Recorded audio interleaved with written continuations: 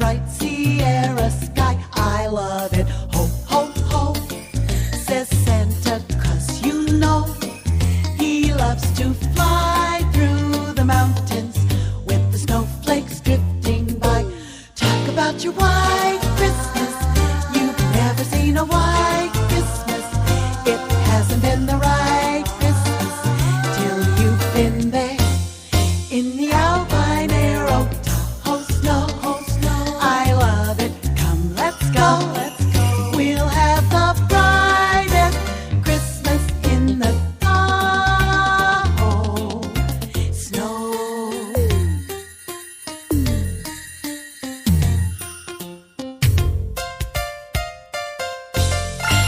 Tahoe snow, and Christmas makes me glad to be right here where the sun shines in the bright Sierra sky. I love it. Ho, ho, ho, ho, says Santa, 'cause you know he loves to fly through the mountains with the snowflakes drifting by. Talk about your white Christmas. You've never seen a white Christmas. It hasn't been the right Christmas till you've been there.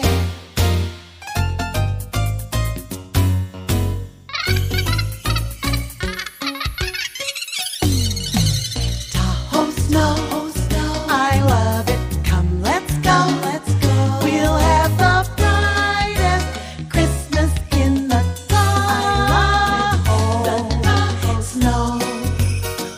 I love it. Tahoe snow, I love it. Tahoe snow, I love it. Tahoe snow, I love it.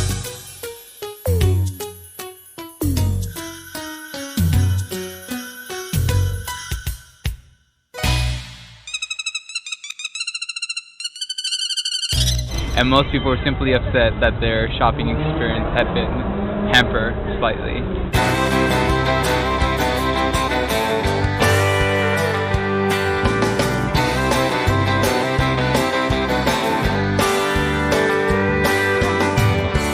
All right, gentlemen, listen up.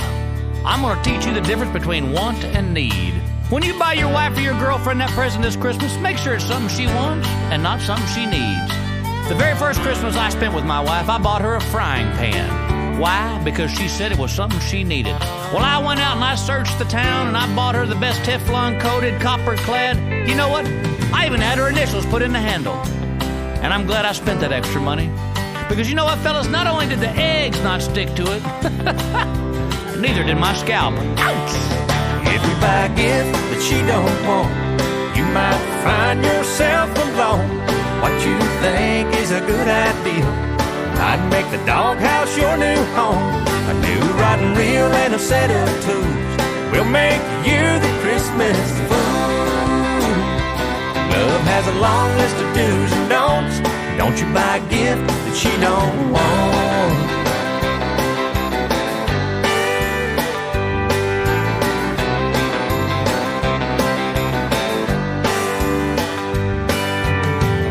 Now, one would think with a man of my intelligence that I would have learned from that little frying pan incident, but I didn't.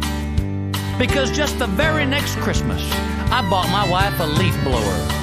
Now, I know you guys are sitting out there and you're thinking, Bill, why would you buy your wife a leaf blower? Well, I'll tell you why.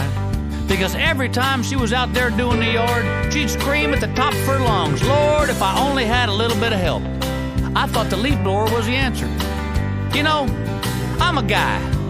How was I to know that she was talking about me? If you buy a gift that she don't want, like a fishing trip or a wild boar hunt, rubber gloves and a vacuum cleaner, just might wish you'd never seen her. If you spend your money, better spend it right. Flowers and diamonds are a girl's delight. Love has a long list of do's and don'ts. Don't you buy a gift that she don't want. And fellas, if you're standing, I urge you to sit down, because I'm going to tell you the scariest Christmas at the Engvall household.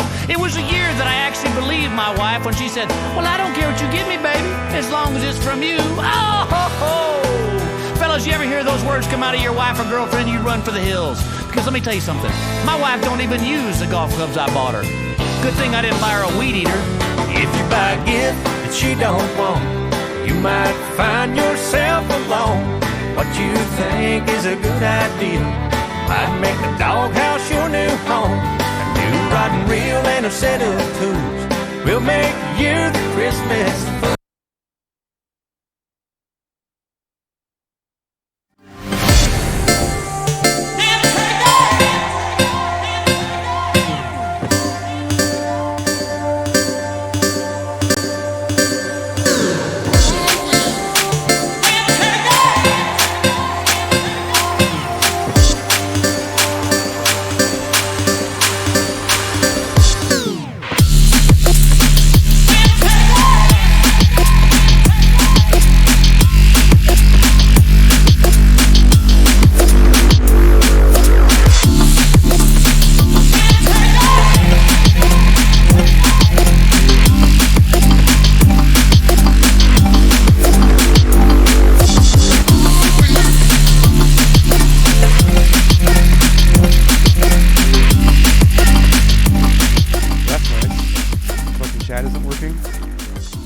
Check. How's everyone doing? Can anyone hear me? Everyone hear me okay? Can you hear the words that are coming out of my mouth? Mic level's low. Fix that. Word up. Yo, what's happening, y'all? How's everyone doing? It looks like my chat thing broke. That's nice. When did that just happen? Yo, what's up, Ross B? Rude Boy Soldier, what's going on? You hear me? Perfect. Rebel Lion, what up? No Use Franger, what's happening? Ashley Nonstop, what's up? Dig'em Smack, what's happening? Charlie Eon, I saw you early. What up? Ratfink. Ratfink with the quality comments, by the way. That's right, Shalini. I'm just a girl. We're going to be chatting with Miss Ninja today. We'll get into that in just a second. She's hasn't arrived yet, but she'll be here any minute. Oh, actually, she's waiting. I missed her arrival. So before we bring Miss Ninja in, because I want to be very respectful of her time, I want to say hi. What's going on? And I really want to fix what's going on with the chat too. So if y'all don't mind, I'm going to do that real quick. Why is my chat not working? That's so weird. Of course the chat box is broken, right? Streamlabs just decided to say, no, we're not going to work today. Let me fix that real quick. We're bots, right? That's so weird. Let me run into this real quick and make it happen, because that's not difficult. Yes, you're in the meeting, and I will be with you in just a moment, Miss Ninja. You heard the ding. Give me 1 second. I want to be very respectful of your time, but man, it's really bugging me that the chat bot isn't working. Oh, legit, there we go. Chat box. Give me the link. All right, let's see what happens. Put the new link in.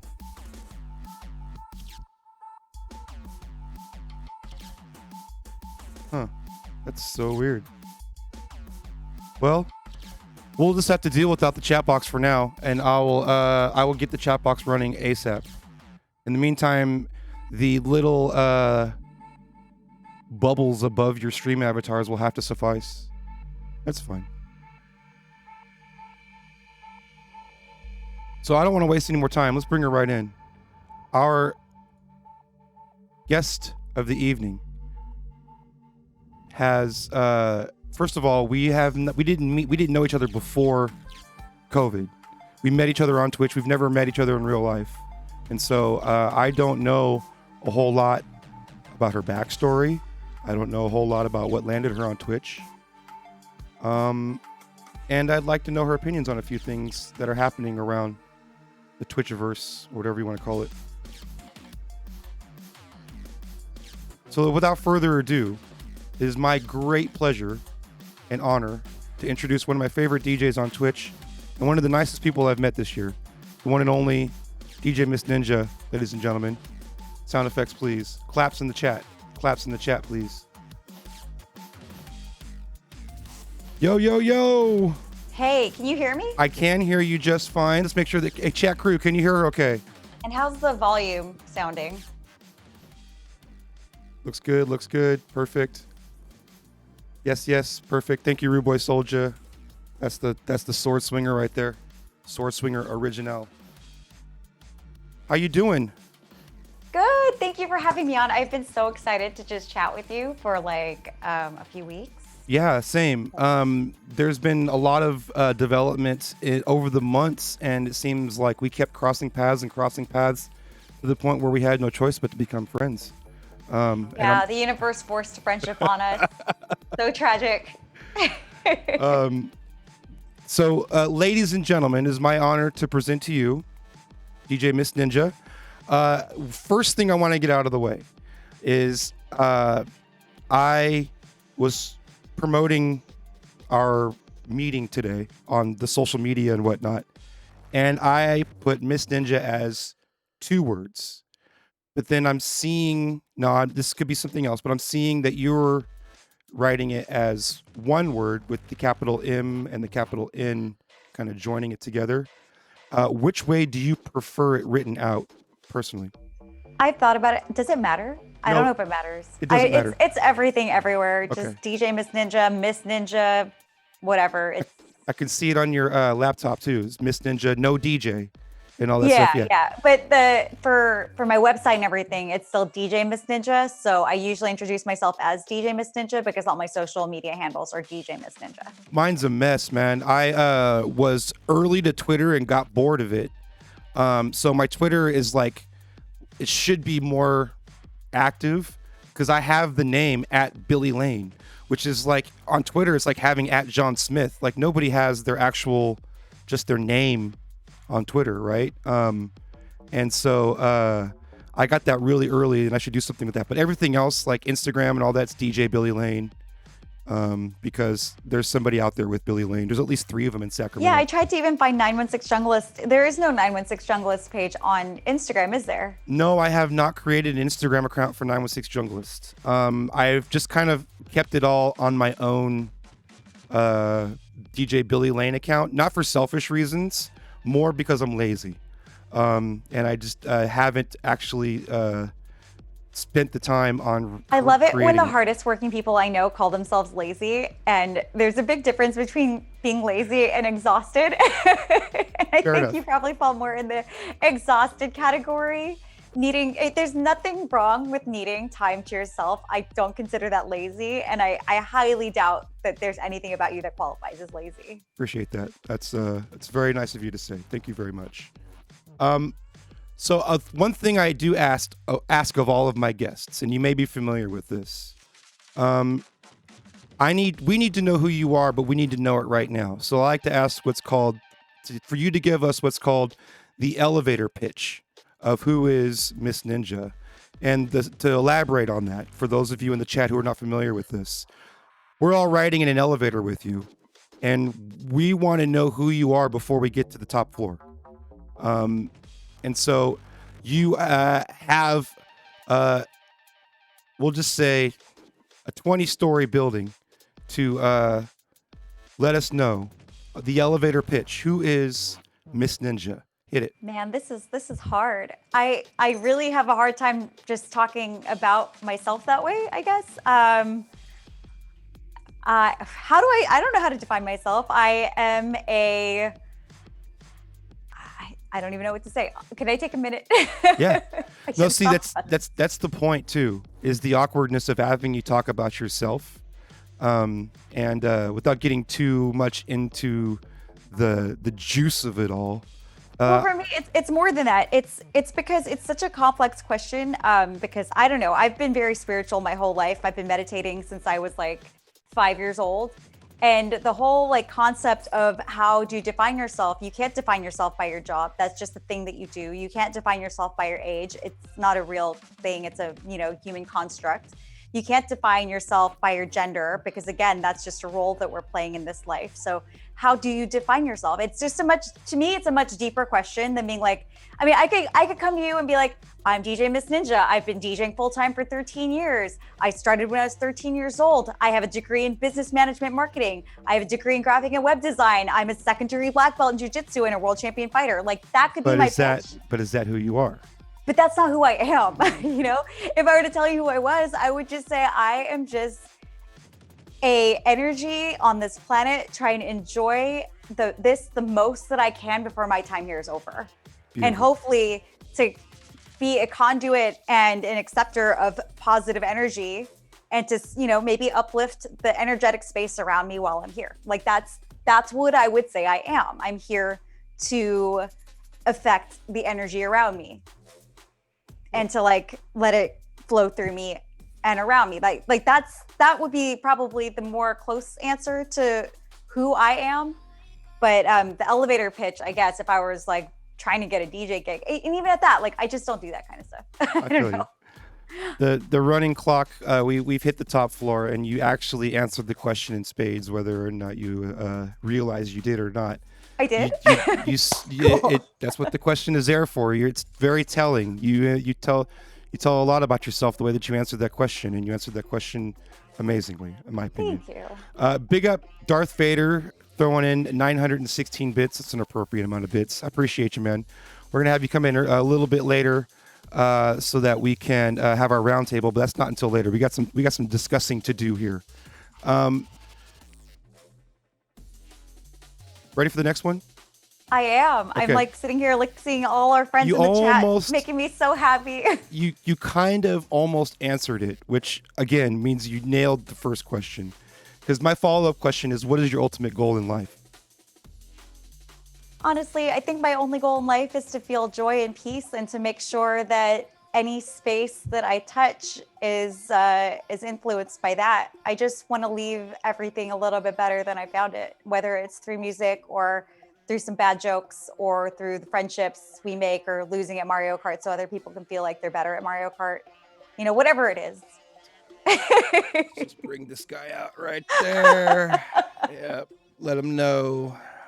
This is what is taking you down. This is what is taking you down. Is that what I need to order? because low key drums keep saying, you know, like every time he switches controllers with me, he just absolutely loses. So I'm beginning to think it's actually the controller for the Switch that's making me so absolutely terrible at Mario Kart. You can go ahead and blame it on the controller. I did too. Can you tell me can you message me later which controller to get to see if Sure. it's me or if it's a controller? I'll get it as a test. The Switch Pro controller is the easy Google. All right. That's what Santa will have to bring me for Christmas. There you go. That's exactly right. And then you'll still lose because I'm bringing the heat. Actually, I know. Who has been lately is Darth Vader. Vader's been Yes, I practicing. know. He's been cheating because practicing is cheating. You can't practice your way to the top. Oh, that's it's not so fair. good. Darth Vader, man. We got him really good 2 sessions ago. And then we know for a fact that he took that to heart and labbed on Mario Kart super hard for like 2 weeks. So that when we come back just for a casual Sunday game, we probably haven't played it for 2 weeks because, it's fun with friends. He is on his A game, just running shit on the fucking field. It was like playing with did he give the controller to another person? Right, exactly. I'm not 100% convinced it was actually him playing. Right. Yeah, exactly. Yeah, it could have been a ringer for sure. Ratfink, thanks for the bits. Appreciate you, man. Big up everybody in the chat. I see you. I'm sorry that I keep looking over to the side. I have it's set up for my streaming setup, so I have my camera in front of me, and then I have my laptop. And every time you talk, my instinct is to look at your face, not just like stare at my camera. Right. So if I keep looking back and forth and it's confusing, that's fine. I have you in like 4 different places for that reason, and I try to keep it close to the one in the line of sight of the camera for that same reason, because I know it's a little bit disconnecting, but at least you're looking at me when you're looking over there, according to what people are looking at. So it follows it doesn't break the plane or whatever that's called. So as long as I go like this, I go like this. There we go. Yeah, if you look that way and I look this way. Right. There we go. Now we're not breaking the fourth plane or not the fourth plane, whatever that is, the camera rule. Okay, so again, awesome answer to that question. I appreciate it. And these are the rapid fire questions because we're running into some heavy shit. I'm just kind of breaking the ice here. This is a little more specific to where we're at. What is your ultimate goal on Twitch? Okay, so I mean, this it's not even my ultimate goal. It's the goal that I started with. My whole purpose for starting to live stream was that I could feel that we were all in a very weird space with the way this year unfolded unexpectedly. I think a lot of people had built up a lot of tensions over the last 3 years because of politics. And then on top of that, we got hit with this pandemic, and I think a lot of people were feeling really frustrated as it is. And then you stick everyone in solitude, and it's like you just created this space for like either for people to crumble under the weight of everything that they have going on mentally, or you create spaces to heal that, So I wanted to create a space where we could get together and maybe collectively heal together through kindness, through positive energy, through nostalgia, through good music.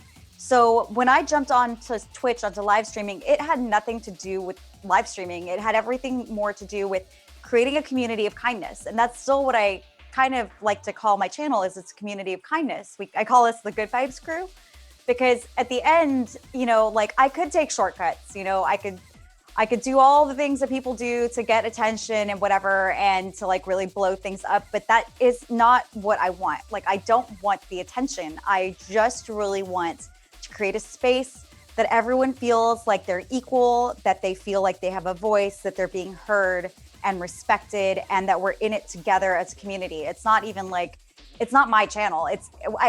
Everyone knows that Club Ninja is our club. It's not about me. It's really about everyone that brings their own personality and their own vibe to the channel and makes it what it is as a whole. I'm just one small part of that. So, my ultimate goal is to hopefully just keep focused on what my initial goal was and build on it and let the community grow so that it can move out through beyond my channel into other channels, and everyone can spread the energy that we cultivate together throughout what I call the Twitchiverse, and then throughout the world itself. When the world starts opening up again, I really want people to take to heart a lot of the things that we talk about, because they all know, they're like, you should write a book, because we have these moments where we really get real about stuff, about how to, deal with mental health or manage certain things that happen in our lives, or how to like just, deal with the things that we try to run from within ourselves, how to like heal those things or learn from those things. You've had this level of conversations with individuals in your chat while you're performing, and it's actually part of the channel. It's a special place. They know when I go into full ninja mode, that they're gonna get that. But okay, so I have a hard time with small talk. I like chit chat. I like witty banter. I like things that are clever and playful, but I can't just like talk for the sake of talking. I really I think about things on a, fairly like deep level. And I know that words have weight and consequences. So I try to choose my words fairly, I try to really like be selective with the things that I do say and what I don't say. Words are, what is it? Like, words are like currency, and you need to be wise how you spend it. So, for me, I think any opportunity, whether it's music on a music channel or, this even used to happen to me in nightclubs. I would find the one person that would want to talk about like metaphysics and stuff like that. So it's nothing new. It's just the way I am. So we do get really, really deep. We keep it light and fun and witty, and we joke around a lot and we get really silly. But then there's like these moments where if the moment calls for it, if like let's say, for example, there was this one day that I got, that bot attack on my channel. Right. And I kind of used it as a way to like highlight people mental, like what goes on through someone's mind, and how those people are the people that need kindness more than they need aggravation or hatred, because they're already suffering from something inside anyway. And to give them more of that is just fueling that need in them that like feels like it's thriving off of the negativity, because that's the pool of consciousness that it's been surviving in. So, those people are the ones that do need the kindness the most. And, it's like moments like that. We all have very like learnable and teachable moments that happen on Twitch. So why not take those opportunities to actually, instead of just like being like, oh, whatever, screw that guy. Why not actually talk about it and like learn and grow and become better people together? It's a very insightful perspective. Honestly, in a lot of social circles, the immediate response is just to peace the dude on out and have a nice life. But you're right. There is something to be said to the root of the cause of what's causing somebody to do something like that. And somebody should help that person. And so good on you for acknowledging that, because a lot of times it doesn't get acknowledged. You talk about the bot coming into your channel. First of all, big up the Good Vibes crew. Big up to everybody thrown in on the hype train that just went through. Thank you so much. Shout out to Northbot for subscribing for 8 months at tier 1. We're here with Miss Ninja on DJs Not DJing, and we're already getting into the goods, and I love it. You talk about a bot that hit your channel. Can you elaborate on that specific incident for those of us in here who are not aware of that incident? Yeah, it was super crazy. So I had hit 10,000 followers the day before. Congratulations! Holy crap! Thanks. We're about to hit 12K. I'm actually kind of. It's crazy to me because again, I started this with the intent to just go in and have some fun, make some friends, and I never thought that it would take off the way that it did. Especially, considering that like I don't do a lot of the things I think that a lot of people typically do in order to like have success. I feel like even despite me not doing those things, the channel has become successful, and it's just a testament to the goodness and the kindness of the community that has found their way over to the space that we've built together. But anyway, so we'd hit 10K the day before, and then, the next day we're like celebrating. And I think I'd put something in my chat, like, 10K celebration or whatever. And I thought like maybe someone was mad, or jealous, and that's why they did it. Or if they, that's why they targeted my channel. But another thing about my channel is I'm really transparent about the numbers, because there are a lot of shenanigans that go on in the Twitchiverse. There's people that bot and all that stuff.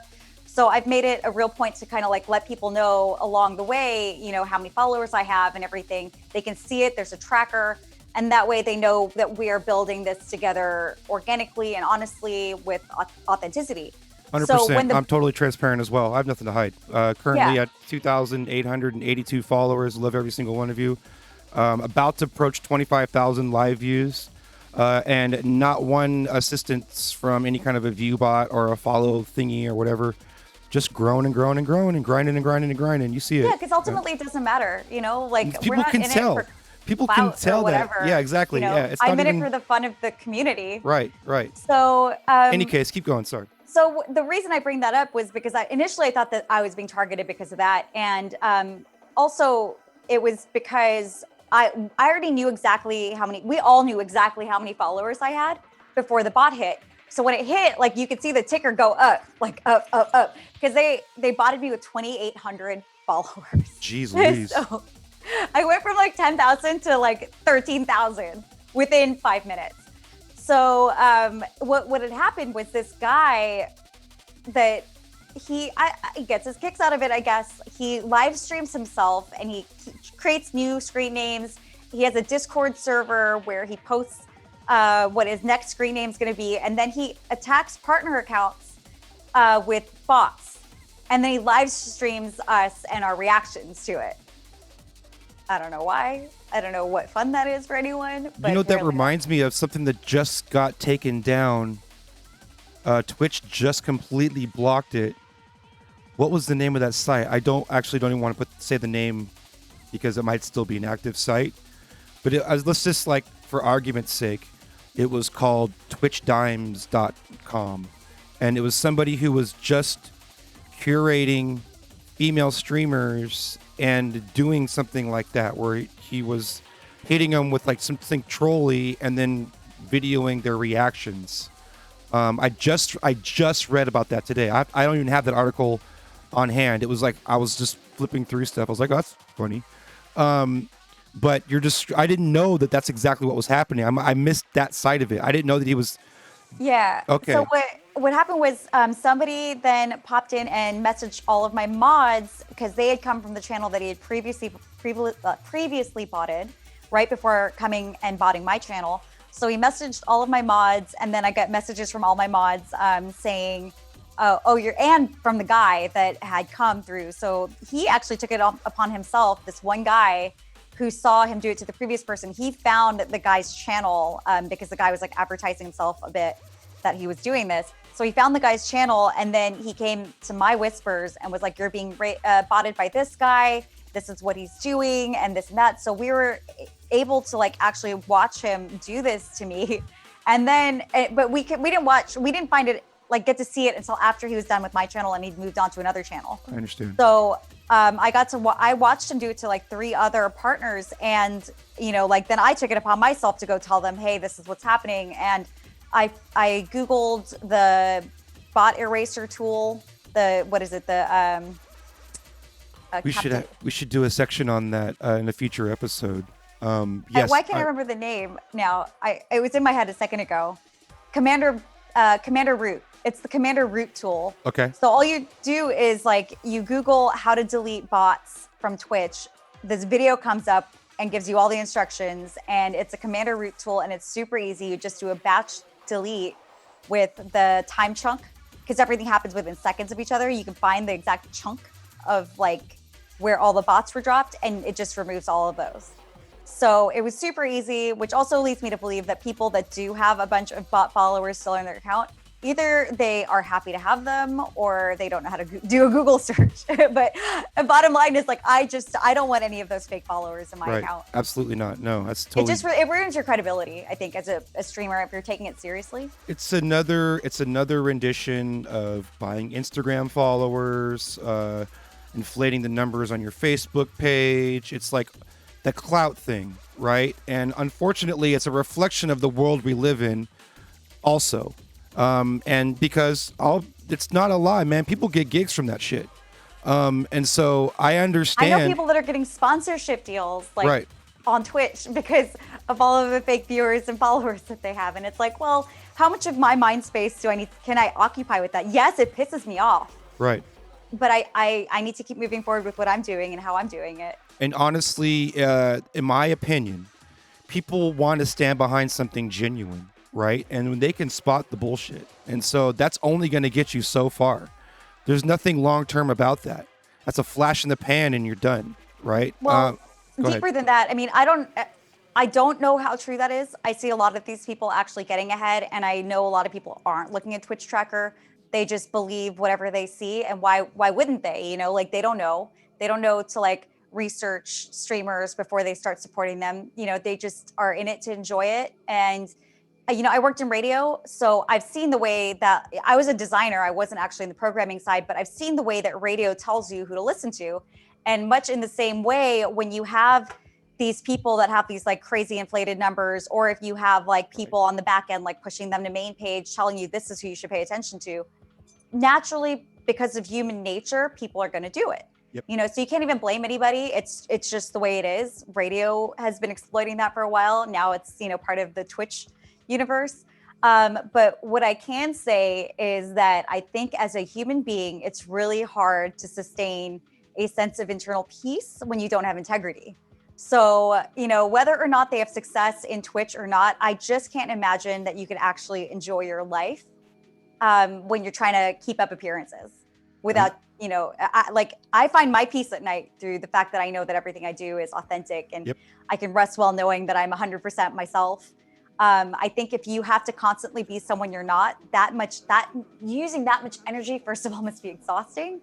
And I feel like you can't be truly at peace with yourself when you're not being yourself. 100% agree. That's the more important thing than sponsorships. I was just texting with the homies. I forget who I was talking to. I think actually I was talking to Deep and Catch 22 about this. We were talking about the 916 Junglist channel recently finishing the Path to Partnership. And that I am so proud of you, by the way. Thank you. I am such a fan of your channel, of what you do and how you do it. I've been really not so secretly, really pushing for this. I really want it for you. Well, you could hit up your Twitch AR and let them know that I exist. That would help as well. But no, now here's the thing about the path to partnership that I was getting to, and I was talking to Deep there and Billy. Sorry, he does not like when I call him Bill, so actually I might even actually just call him Bill. That the most rewarding thing of it is the fact that we did it the right way. It wasn't from somebody that we know. It wasn't from inflating our views or anything that was, like you said, like a sidestep to the goal without, and it may get you the same result monetarily and like status wise, but you're right. There's like a better feeling about doing it the way that we did it, and you're happier with yourself of that for that achievement.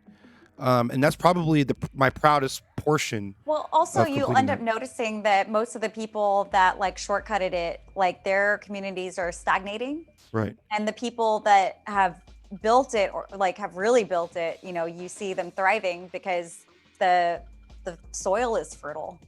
You know, it's not that you just took a flower and put it in the dirt and expected it to blossom. You actually grew roots, you know, and that's why the channels that you see take off, they're the ones that have roots. It takes time. It does. Yeah. 20 years of throwing parties helped a little bit. These guys in the chat, man, they're going off right now. Pick up Naughty Vibes. I appreciate you. You know, shouts out to Naughty Vibes, man. That guy is a hard worker behind the scenes back in the day, and he's popped up recently. He's a good dude. Big up, John. Appreciate you, man. Big up, Joshua Carl. He's talking about behind the streams going on tomorrow night. That's a good show to check out. You should definitely follow Joshua Carl. Thanks for the kind words, BK. BK out of Dallas, Texas. She was ripping hard during the Curly Roller interview of E-Rock yesterday.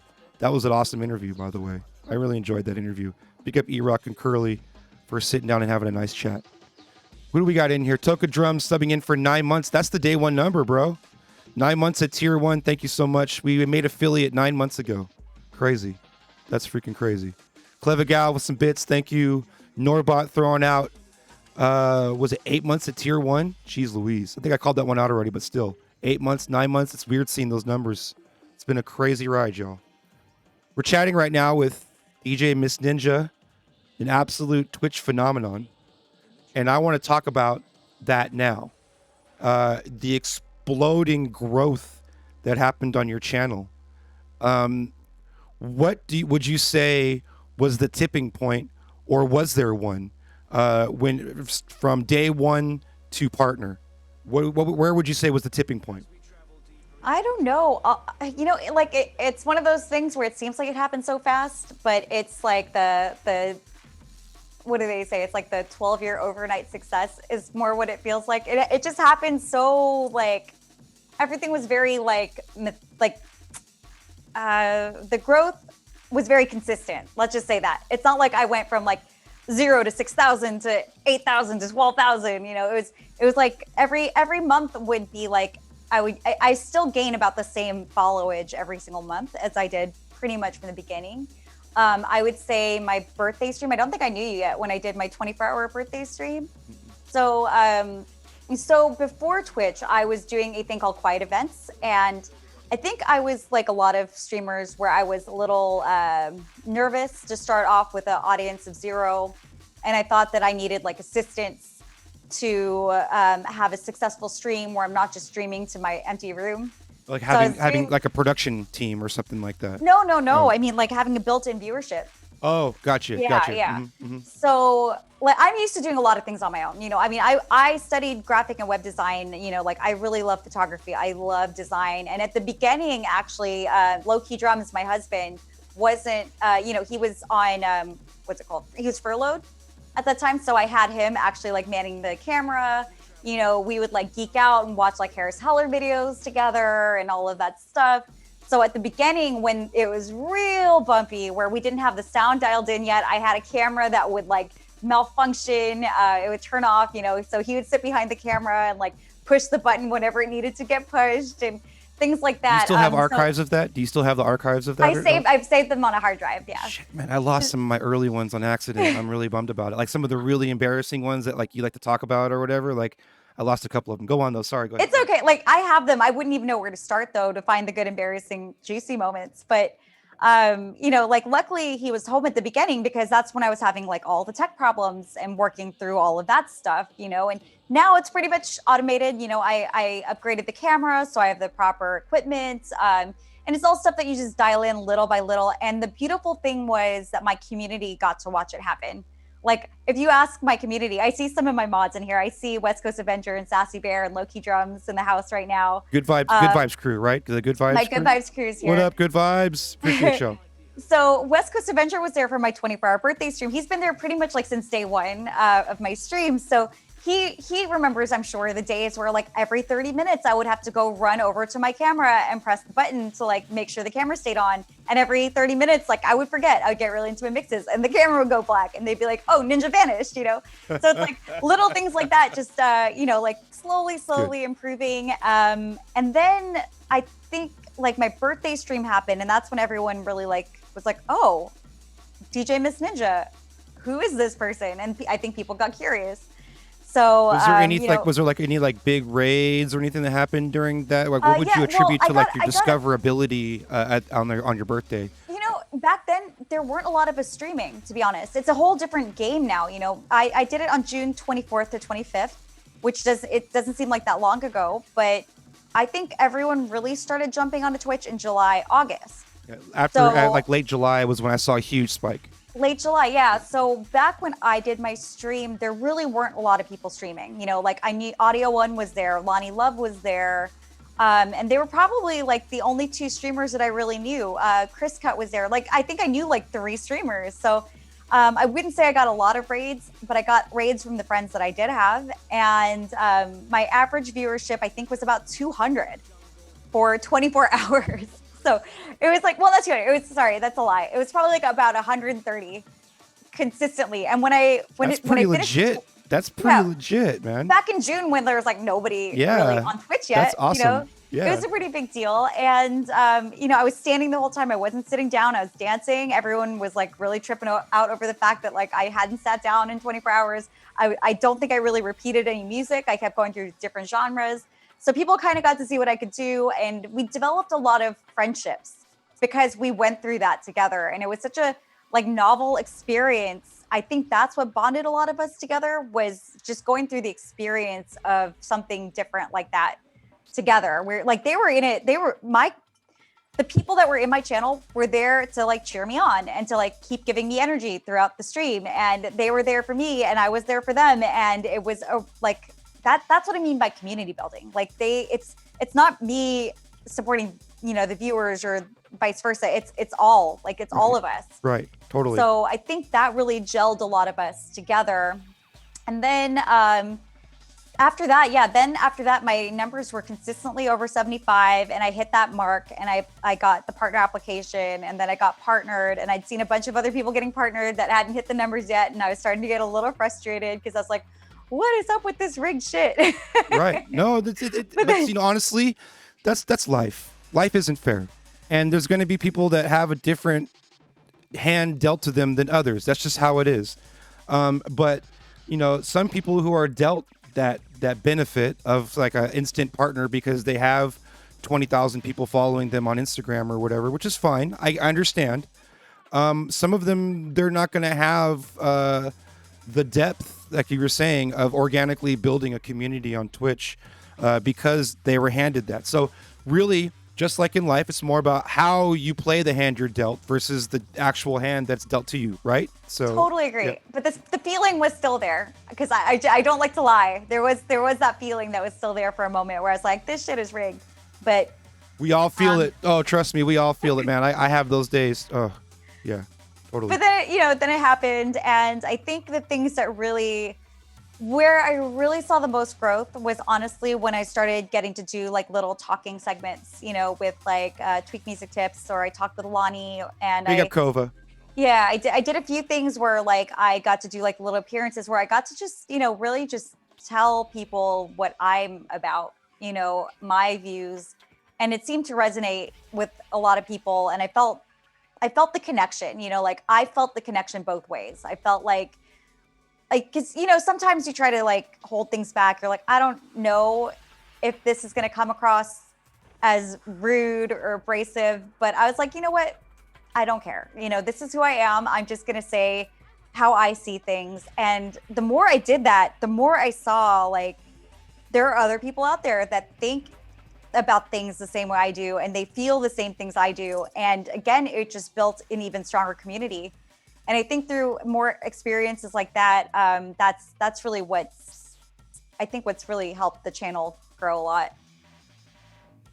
So let's get down into the juice, okay? I'm gonna be that person right now, and I'm gonna hit you with the elephant in the room, so to speak. The conversations that happen behind the curtains, and you know damn well what I'm talking about. Some people out there have this opinion that females have it easier on building a stream and becoming a streamer or a DJ or anything when it comes to entertainment. And I want to state, first of all, that I may play devil's advocate in this conversation, but I 100% disagree with that statement. I want to say that from the beginning. And with anger and passion, I want to say that, because it's not only not true, it's actually the exact opposite. I'm sure we'll get into that.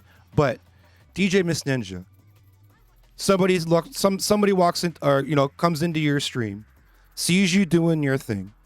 They have a stream as well that's maybe a similar presentation or something they're aspiring to do. Maybe they haven't even done it yet. And they have this like angst saying, oh, she had it easy because she's a girl.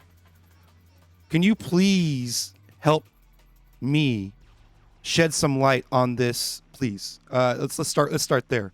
What is your response? Where do you even start with this conversation? So, I think, first of all, anyone that's paying more attention to what other people are doing than to what they're doing themselves, that's their first problem. It's not me. It's that mentality is your first problem. Let me rephrase that real quick. Okay, real quick. Just let me just mansplain it to the men here real quick. Okay, what she's saying is, if you think having a pair of boobs is all you need in order to grow your stream, then you have something seriously wrong with your stream that you need to address. It's probably your own shit.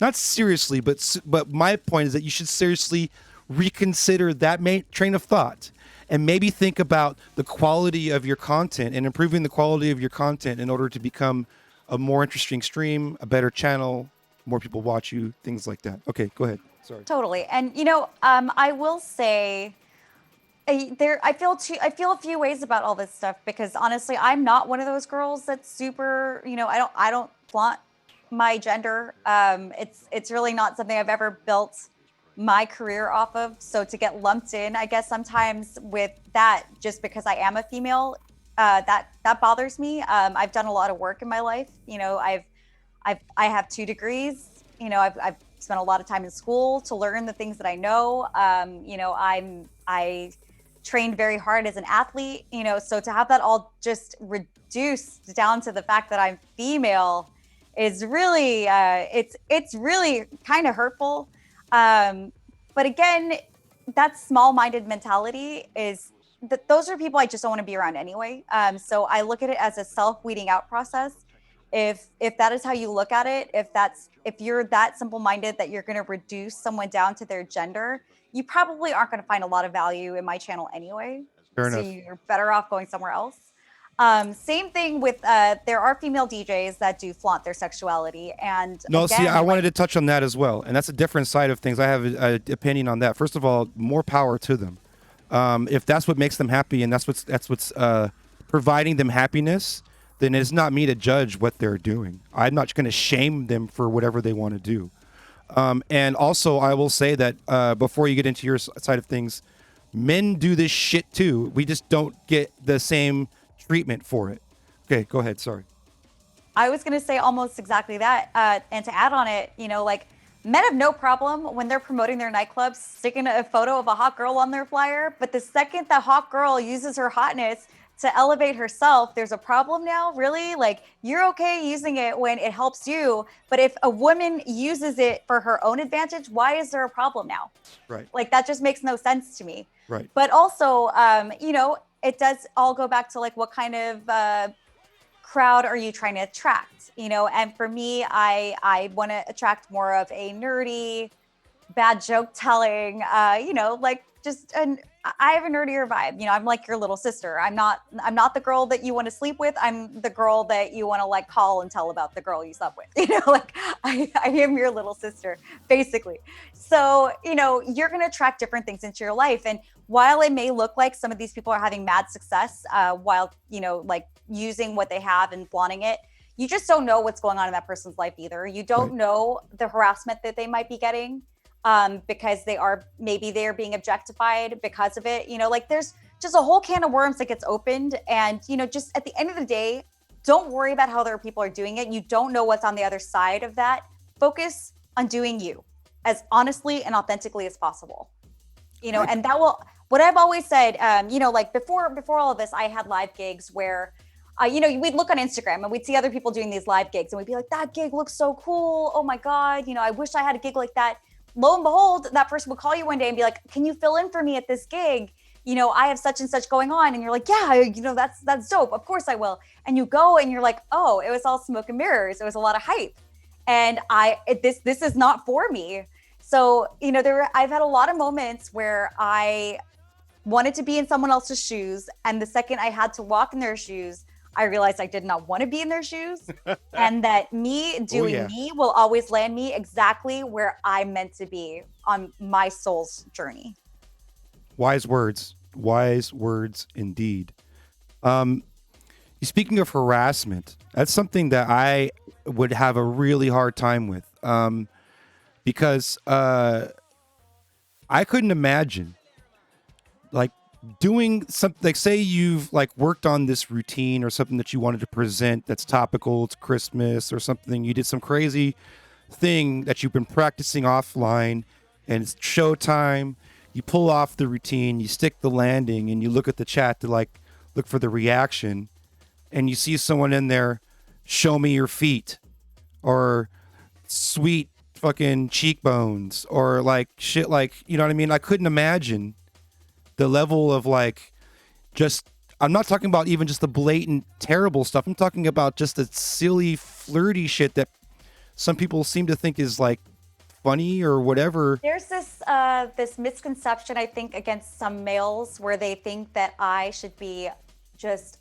utterly just in awe of the fact that they took the time to compliment me and that it should really, really be like the greatest moment of my life because their compliment holds that much weight in my life. And the truth is that's very belittling to think that that a woman needs that kind of validation in order to feel good about themselves. So my stream, they all know I don't like it when people compliment me on anything physical. Like my West Coast Avenger will shut people down. Big up like, West Coast Avenger. That's what I'm talking about. If someone's like, the DJ's hot, he'll time them out for 600 minutes. And then if they do it again, he'll block them. And I appreciate it so much because I don't want to be objectified. That's fucking good work right there. Thank you, West Coast Avenger. And they just all know that is not what I'm here for. I'm here for the music. I'm here for the community. I'm not here to be like ogled. How old do I sound right now? Like 50? Ogled. Who says ogled? Anyway. I just Googled it. I'm not a boomer. I'm a Gen Xer, but still. Straight up. So anyway, like, I just think it's really, I think it's just strange that men think, and not all men, I don't want to generalize because there's a lot of men that are not like this. Thank you. But I think it's very, very strange Some people. when men think that women should be completely like flattered by the fact that they took the time to pay them a compliment. And it's like, well, that's why probably though? a human characteristic. I could see all genders doing that to a woman to some degree, not just a man. It could be a lesbian woman that does that thinks that that's the way to do it. I think it's a human trait, like a human mind psyche thing, where they think that they're that the key to your heart is telling you have a pretty mouth. I mean, that's never worked it's like, for anybody. One thing that you probably maybe you have experienced this, but like, walking down the street in Hollywood, going to a nightclub to DJ, and you're walking to the club and some guy's like, hey, beautiful. And you just keep walking and you don't respond. And you're like, oh, you're a bitch. just because you didn't respond to the fact that some stranger yelled to you that you're beautiful, now you owe them a thank An you. exact reflection of that scenario. You're absolutely right. Right. So like that's the sort of thing where I'm like, well, that's very, very self-important of them to think that the fact that they, a person that literally means nothing to me, has paid me a compliment, has now merited a response out of me. Like they're owed a response because of that. Right. You know, it's just things like that like I don't think a lot of guys realize us ladies have to put up with. And they might think that, oh, it's like some compliment, she should be really flattered, but we're not. You know, what I look like is, my mom always said, you can't control what you look like. So I've never put a lot of weight into what I look like. I put more weight into my accomplishments, into my skills, my talents, how I treat people. These are the things I'm more mindful of, you know, like I of course we all do our best to present ourselves as best as possible, but I have no control over what I look like. No one does. I mean, unless you get plastic surgery, I guess, but that's a whole other thing. It's still a guess. That's like not even the point I'm trying to make, but you know, No. I totally understand your point. Yeah. I don't like being complimented on something that I had little to do with. I'd rather be complimented on something I worked hard for. We are talking with Miss Ninja. She is throwing down the gauntlet, y'all. We have been covering some serious stuff and addressing what I think are some very important issues here on Twitch. Most importantly, in my opinion, is this false sense of it being easy for a female to just come on Twitch, smile a little bit, and here comes the following. And it's not like that. It's not how it is. And there's people that are faced with having to deal with the pressures of what is attractive to society to begin with. I'm not the prettiest guy in the fucking world, and I'm fully aware of it. And like, I'm hiding behind this. Modest. Look at that face. And Can I know. I treat you like a piece of meat now? I'm just kidding. Jesus. But no, see, the thing is yeah, right, exactly. I can't take that. I would lose my shit. I can't take a troll like that, chatting if I was performing. I would stop and just start talking to everybody. Like, what is fucking wrong with you? Like, we've had this troll.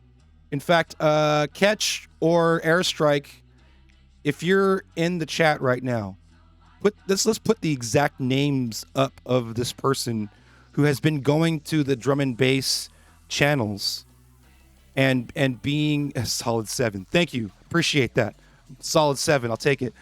He's only here to see the mullet grow. The drum and bass troll. He comes into the chat. He deaded this dude. Spiralis knows. He comes into the chat and he starts off kind of and I don't know what happens, if the shit kicks in and he just gets angry or what. But he starts going off on all these Americans. They don't understand. You're appropriating British culture by playing drum and bass. You motherfuckers don't know what you're doing. This person, and then you ban this person, and they come back as a different name, and they start doing it all over again, and it's toxic, and it's really, really bad. And we haven't been able to shake this guy. Poor Catch.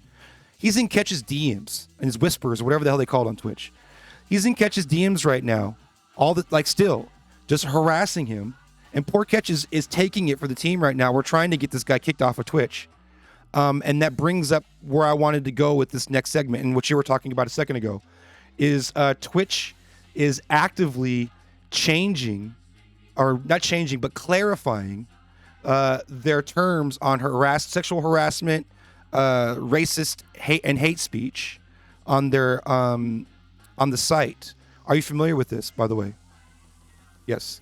Yes. I'm just now learning about it. And I guess basically what has been happening in the past is that it's called the Trust and Safety Department of Twitch.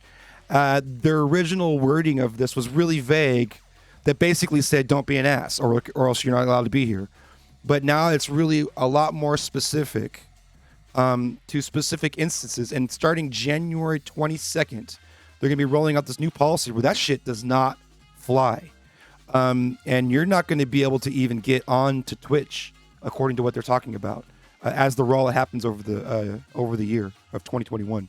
So I'm actually excited about this, and I also want to be active with it because there's an element of free speech that needs to be taken into accountability.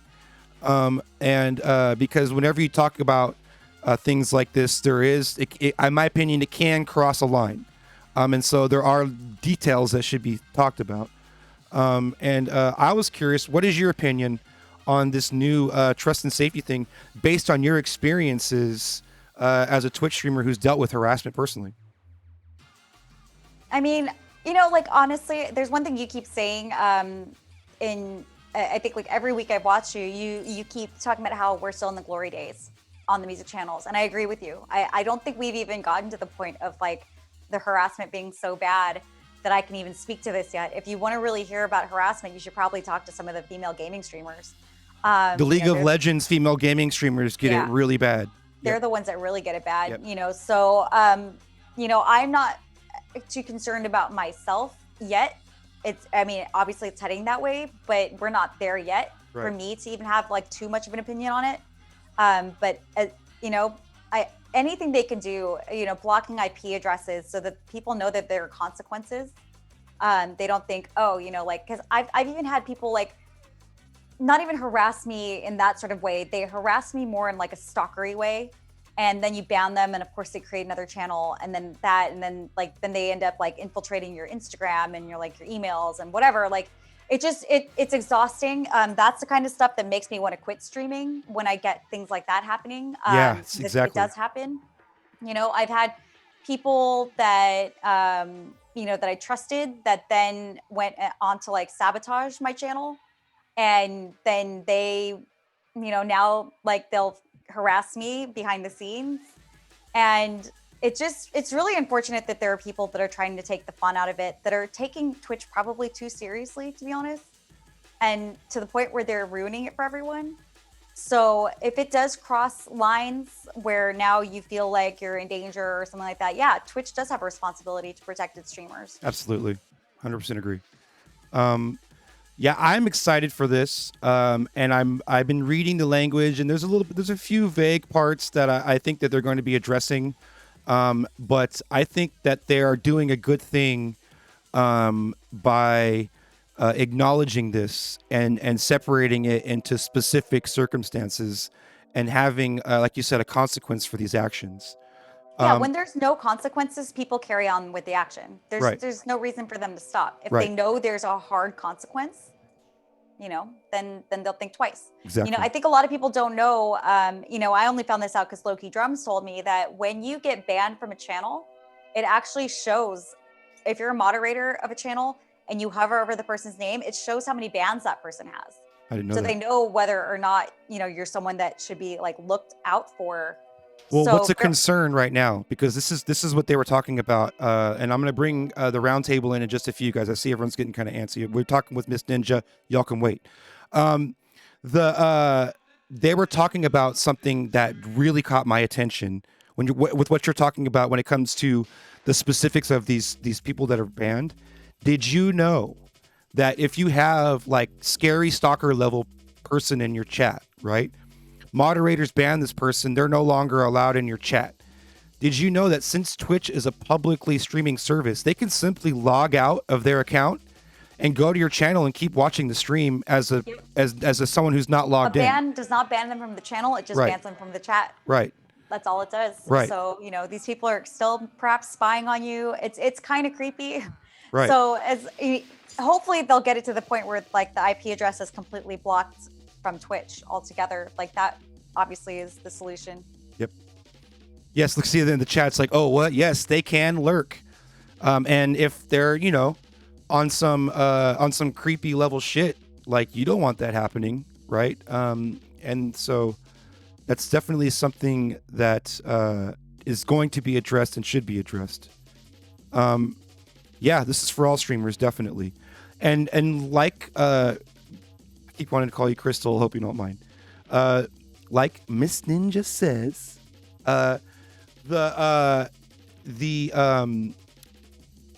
lost my train of thought. Hang on,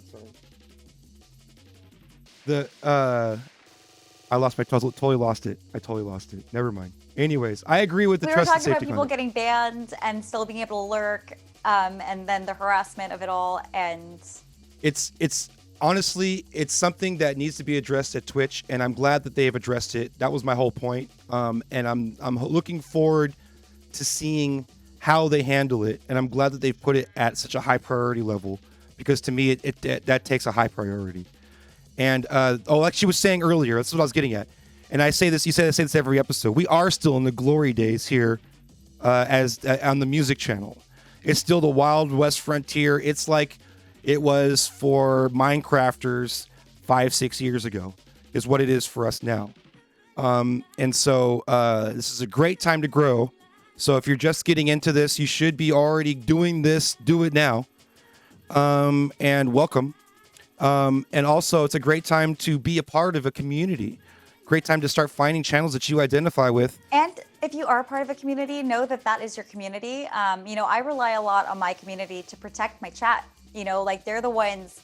If someone says something to me, it's not me that usually drops the hammer, and the mods don't even always have to do it. It's the rest of my chat that'll eat you alive for breakfast if you come in with like some bad vibes. And that's the beautiful thing about growing your community, is that everyone is in it together, and we all look out for each other. It's not just every man for himself in our little Twitchy verses. We all are there for each other. If you're doing it right, we're all here for each other. I agree. And if anybody wants to play Mario Kart on Sunday, hit me with a whisper. We might make it happen. Big up Low Key Drums. I see you in the chat. Big up to everybody. I'm not trying to ignore the chat. Clever Gal, appreciate the bits. J-Dub, thank you so much for the bits. Roxas Chain Dawn, interesting name. Appreciate you being here. Thanks for the follow. Raiden 10102, thanks for the follow. Source 3313, thank you so much for the follow. We had some battle royals. We had some blizzards. Appreciate you guys using the channel point redemptions. That means that you've been watching long enough to do it, and I appreciate that. I thank you for watching this channel. You It's still super owe me awesome. a mosh pit. I do owe you a mosh pit. That will come up for Friday. We can do it today All too right. if you want. I'll take it. Okay. We had, let's see, Drum and Bass World cheering some bits. Thank you so much. Toka Drums at 9 months. That's awesome. So right now we've been chatting with Miss Ninja, and we just talked about Twitch's update to the trust and safety policy, which the new conduct policy rolls into effect on January 22nd. Right now, they are trying to make people more aware of it. So I probably should do my due diligence and find a link for it. I didn't put it in my notes, which is dumb. So give me a second here. All live. All right, Twitch conduct policy. There it is. Perfect. All right. So here it is, the community guidelines on hateful speech. It's a big old long URL. Probably doesn't need to be that long, but if you click on that, that'll take you where you need to go. That work? Okay, good. Perfect. So right now, if you would like to be in the roundtable, head on over to the Discord. It's !Discord in the chat. Jump into the Discord. That should work. Make sure. Yep, perfect. Okay. So jump into the Discord. You'll see a channel called Zoom Room. I know, I'm making you work for it. Go into the Zoom Room, and there is your information. It says Roundtable begins immediately after Miss Ninja interview. If you could find it, then you can join the party. In the meantime, I'm going to keep talking with Miss Ninja. And if a name pops up, just because we've already had quite the incident, if a name pops up that I don't, even if a name pops up that I recognize now, shit, we're going to go to the Too Hot for Twitch sign, make sure that they're all good to go, and then we'll bring it back so that we're all good. I know you have a stream to get to, so I don't want to take up a whole lot of your time. What time does your stream start tonight? I was supposed to start at 7, but I was planning on just starting at 8. Okay. I feel like these conversations are really important. Super important, honestly. And I'm super happy that you took the time to sit down. I know that we were talking about... Did you even notice that I brought the bananas? I did. The bananas are out. Awesome. I love it. If you're not already following Miss Ninja, you absolutely should be. There's a follow button right below this video. You don't even got to leave the channel. Just click on the follow button for Miss Ninja. She's right there. If you happen to be on your mobile, it's the green heart. Press the green heart, and you'll be able to follow her from there as well. Appreciate you being here. Thank you so much. Let me take a look at the Zoom room, see if we got anybody in here. All right. So Catch 22 has arrived. We're going to go Too Hot for Twitch just for a second to verify that it is, in fact, the homie Catch. Bring him in here. Yep, I see the pinball machines. We good. All right, let's bring it back. Outstanding. There he is. Yes, sir. Yep, I see the pinball machines. We good. All right, so Catch is currently monitoring on his Twitch. Turn your Twitch down, bro. All right. Yo, big up Catch 22. For those that don't know, that's No Use for Anger channel. In fact, let's go ahead and add that to the follow buttons. Oh, they're saying Respect DMB and Shelter are on your dynamic follows for tonight. Really? That's odd. Which you should follow them anyway. You should follow them anyway, but what's going on? I'm using my browser dock through OBS. That should be working. That's so weird. Okay. Let me fix it on the front end. Give me a second. That's interesting. Oh, they're saying it's updated now. Oh, okay. Thank you. Am I still hot mic? Your mic is good. All the way live, y'all. Let's see. Dynamic follow buttons. I'm gonna verify. Am I still hot mic? There it is. Perfect. Okay. So I wonder why man, I've been having weird issues today. Like stream was it stream, is it Elements or Labs on this one? This is a Stream Labs issue. And Fader, if you're still watching, you had an interesting issue that was similar to this just over the weekend, where Streamlabs just, all the browser sources in Streamlabs just decided to say, nah, we're not going to work today. It's kind of what's happening. It's super weird. Let me try maybe adding a, let's see. Let's do this. Do this. Do this. No, that didn't fix it. Well, it's worth a shot. All right. Yeah, I don't know what's going on with this stupid thing. Refresh. Refresh. No. Okay. Catch 22, how you doing, sir? Good. How you guys doing? Doing all right. We've been having a really good discussion. Did you catch any of that? Great discussion. Touching on wonderful things that need to be talked about. Thank you very much. Before we get further into the news, what are your thoughts on the expanded trust and safety and the new conduct policy that's coming to Twitch starting in January? I obviously I think it needs to happen, especially from what you touched on earlier with what's going on with some of the wonderful trolling and just the people that are harassing, because it seems like in a lot of ways that I don't know how to really say it. I mean, without, talking trash about Twitch, but they don't, in certain ways, it seems like they're not able to get these people, they're not able to rip them out from the roots. You know what I mean? So it seems like there's like that that gentleman that you talked about earlier, that's just going from channel to channel to channel. And like, why is he still able to do that? And it was wild because I talked to Twitch like directly while it was happening, and it carried on for like 2 or 3 more hours. And wow. What was the final verdict from Twitch as far as like? No response. I have no feedback from it. All I know is the guy, I think he just made a new account and then did it to Harris Heller the next day. So, wow. Yeah. That's so insane. there's a What's up, problem, Cleveland obviously. Terry? It looks like Cleveland Terry's having a hard time getting in. Cleveland Terry, I'm going to update the Zoom command. Hang on. Let's make it easier. There we go. There we go. Exclamation point Zoom in the chat. And we'll just be heavy on the Too Hot for Twitch tonight. Perfect. Okay. Joshua Carl just got here, y'all. Sorry, I'm playing host right now. They're going to start filing in.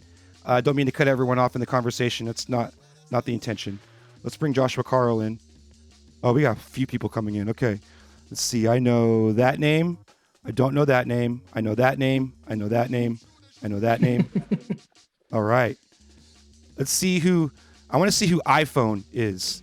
iPhone, you need to change your name.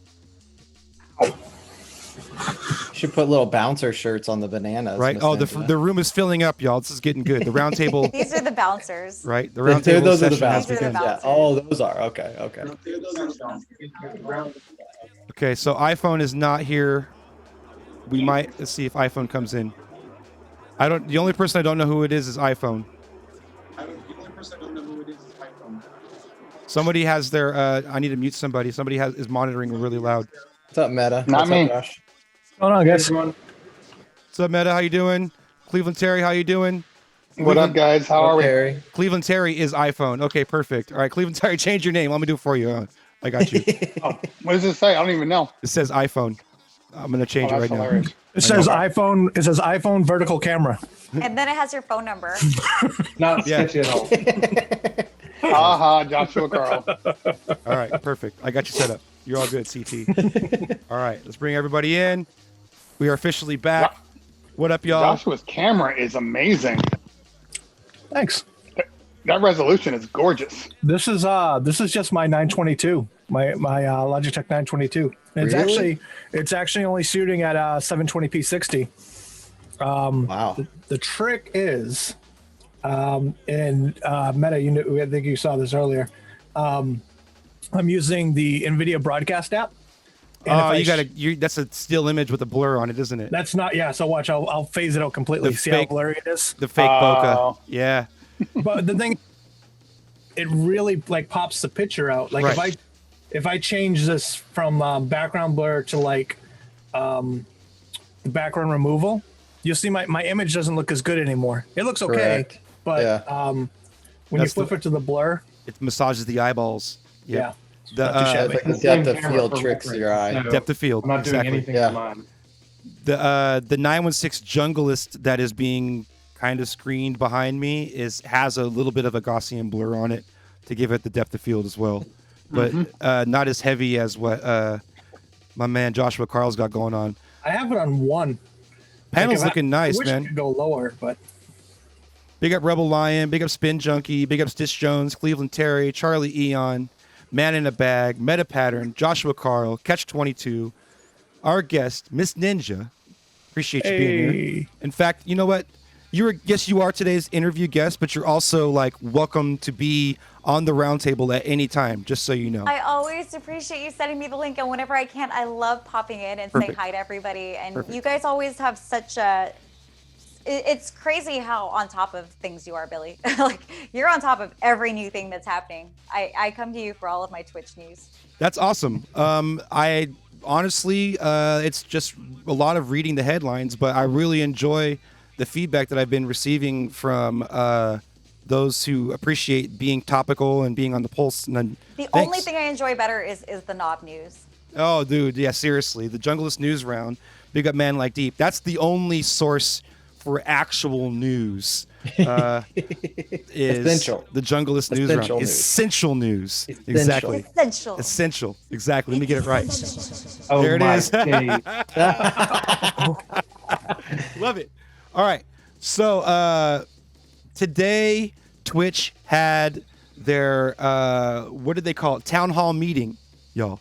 And I know none of you sat through that shit. I'm probably certain none of y'all sat through that shit. We Well, knew guess- you would. Guess what? Actually, low-key Drones did, and then he made me watch the important parts. Perfect. I sat through all 2.5 hours of it. Some of it was really painful, but I sat and took notes like a good little student, and I have my takeaway from the town hall. So let's hear it. Let's hear it. Okay. There were a few major topics that they were discussing, and the first topic, we'll get right to it because it's the most relevant to us. They were talking about DMCA. And a couple of things that I got from the DMCA thing is one, there is no immediate solution. We're going to have at least another year of this. I'd say maybe even longer before there is some kind of change to the point where we say, remember when it used to be like that, but it's like this now. That's not happening yet. That's going to be a little while before that happens, but a change is coming. Twitch gave more information than I've ever heard them give in regards to DMCA in this town hall meeting, and I'll get right to it. the first thing that they confirmed is that, yes, they do pay ASCAP, BMI, and all of the foreign counterparts for public performance rights of the music being played. Okay? So, and streaming right now is considered a public performance. It's not considered a redistribution. It's considered a public performance, which means that it's like the same as like playing it at a bar or playing at a nightclub. It's a public performance. There's no intent to redistribute this product for profit. Does that make sense? Falls under a different license, yeah. It's a whole different I'm thing. waiting for you to tell me that this is okay, because we had this conversation already. We have. So right now, that has been confirmed that they are actually paying ASCAP BMI domestically, and they're paying the foreign counterparts. They listed a bunch of names out of Europe, the UK, and in parts of Asia, Japan, things like that. They are paying for those performance rights based on the laws in the different territories. Okay, internationally. All right. Second, they said that they are actively working with the major labels in order to come up with a solution in regards to these DMCA takedowns. But no agreements have been met as of today. Now, that means that they're holding out for a better deal than YouTube got. And I've been saying this for months. They're using the we're sponsoring this concert. We're putting money into this music, this artist. We're bringing these artists into our platform as a form of refuge in the wake of live events the industry completely crumbling. They're using all of this as a way to leverage their negotiations and work out deals. Another thing that they're using too, because remember, we're only 10%. Another thing that they're using too is the fact that most of the people who are violating copyright are using it as background music in their streams, not as the forefront of their presentation. That doesn't apply to us, but that's definitely something that they're using as well as part of their negotiations. So my guess is they're working out something on a tiered basis based on how you're going to be presenting the music. It's really complicated. You're talking about all the content in all the world and all the regions. So their public statement was that they are actively working with major labels, but no agreements have been met as of today. In my opinion, that's the information that I fucking needed to hear. That to know that they're working like that. We got to go too hot for Twitch for 1 second. We got more coming in. Give me 1 second here. Pick up everybody in the chat. Appreciate you. Let's make sure that this isn't Captain Whip Out. Okay, we're good. All right. That's right. I said If that's a hat that you need somebody to wear, Billy, I can wear the Captain Whip Out hat. Captain Whip Out hat. I can be that guy. So, okay, Spiralis is coming in. Hold on, let's go too hot for Twitch real quick. Do you guys say I need to whip something out? Absolutely not. What's up, Ratfink? How you doing, sir? Hey, I'm all right. All right, big up. Now, what's interesting to me though is the gray area to what is considered a DJ that just plays music the entire time, and a DJ that, in essence, is playing it as background as they chat it up with their community. And what about a where DJ? do you decide? What about a DJ who has a talk show once a week? How do you how do you gauge that? Right. Well, I remember at the beginning, this happened with music video DJs. They didn't want anybody just playing music and not interacting, because that falls under like a broadcast radio style, and that was like a definite no-no. They're like, at least if you get on camera and chat, they're like, you'd be all right. But music video DJs was like, do not just DJ and sit there and not talk. You'll get us in trouble. I don't know if that's changed or if that's just the thing, but I don't know. I don't really see anybody doing that anymore. At first, back in March, nobody even had their mic plugged in. We were just playing. So, well, and part of that obviously is stuff that we've talked about forever. Is that there's a level of engagement that comes from talking to your audience, whether it's with a microphone or being able to chat incredibly fast like Catch, and things like that. So the level of engagement has gotten better. What's so funny? What's going on? What am I missing? I'm missing something. Oh well, it's okay. Oh, So- Cyberpunk No, he's character just talking creator. about the mic thing, Oh, and I dude. said- Okay, so Yeah. let's talk about this. Okay, so Because I don't have a mic, I don't use mic. Part of the trust and safety, part of the trust and safety thing, we'll circle back because Airstrike brings up something super hilarious. Oh, that's yeah, that's please not touch it's on not that. related to DJing, but it's super funny. Yeah. Because it's topical. I don't know if those of you are familiar with there's a new game out called Cyberpunk 2077. It's all the rage right now. Everyone loves it, right? And there is a part that is going all over the internet where when you're creating your character, you got to choose your junk and you got to choose how big your junk is and all this different That's a kind nice of stuff. way of right? putting it, Billy. Thank you. And so there was the question that came up in the town hall when they were going over the trust and safety policy because they're talking about nudity in video games. And they were asking, are we allowed to stream Cyberpunk when we're creating the character and sizing up our wang? And their response was professional as fuck, and it really cracked me up. Their response was, if you're playing a game and there is brief nudity as part of the playthrough, but your intent is to play through the game and not camp out in that particular portion of the game, then it's fine. But if you're just doing Captain Whip Out the game, then that is a violation of the terms of service. Basically, no gratuitous wangage. Right? No. Why does it have to be? Why does it have to be wangage only? Super wang. It's Yeah, there was interesting though too because There's it's your like point. they've gone after people before for like nipples. Like I decided that I felt like DJing shirtless one night. Wait. And Hold one on, of my sorry. buddies was like, "Don't do that. Put your shirt on instantly. You're gonna get banned." Absolutely. I've seen it happen to one of the biggest streamers I know watched. It's happened to somebody who's like who always were shirtless playing like Mega Man and shit, Caleb Hart.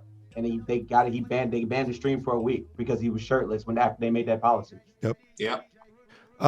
Real quick, You gotta read it, Billy. we got rated by DJ Darth Vader, and he wrote us a love letter. So, Yes.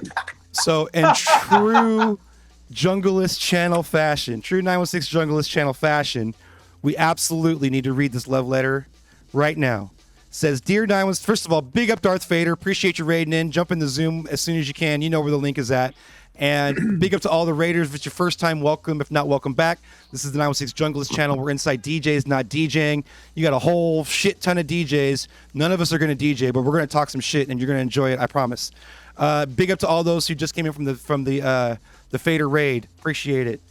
Fader fam is awesome. Mosh pit! Exclamation point bottle. So it says, "Dear 916 Junglist, you are as handsome as you are intelligent. Oh, you make our hearts skip mad beats, Billy. When we think of you, we can't help but sonic boom in our pants." Banned. He's getting banned. P.S. Sonic boom. Your small T-shirt game makes us want to shoot. I'm glad he got that one in before January 22nd. I'm just kidding.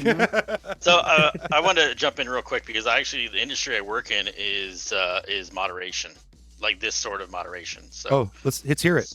So what do you want to know? I can tell you anything that I'm not under NDA about. Okay. But yeah, the company I work for works with a lot of different companies that have an online presence. So that could be like a Twitch stream or a Facebook page or a forum or whatever, right? So we moderate all that sort of stuff. Oh wow, that's awesome. So you're saying that that this is a good thing. What do you think about this new change? And not really a change, but more specific language. I'd say revision would be the right way to put it. This revision in Twitch's new conduct policy going forward. So I think it's really good. So the industry as a whole is moving more in that direction. So PlayStation recently, you may have heard some of the controversy about you can report voice chat now. Yeah. So that's like a big first. Right. And just I think a couple days ago, PlayStation and Xbox and Nintendo all came out and said, hey, this is really going to be a big deal for us. We're going to treat this really seriously. So like in the last like month, you've really seen the start of like a really big shift. So I think it's good. From the technology side, people can always make new accounts. Even if they get their IP banned, they can use a VPN. Like, there's always going to be ways around it. Sure. So it's never going to go away. But where were these people 10 years, 15, 20 years ago? It's not like this is they new. were there. I've been on the internet for quite a bit of time. They were there, but you kind of got to think about it as some game as, do you want the internet to be free and let it develop itself, or do you want to continue the madness of policing everything? Right. So But also making it harder is sometimes, enough. I don't think a lot of these people that are doing some of the things that they're doing are the type that are savvy enough to know how to do, get in and everything. Right. Some of them are, but the majority is not. Some are. Yeah. Those are the ones that you're going to have a hard time. But I think it will weed out the majority of people that are just trolls, that all they're capable of doing is creating a new Twitch account. Right.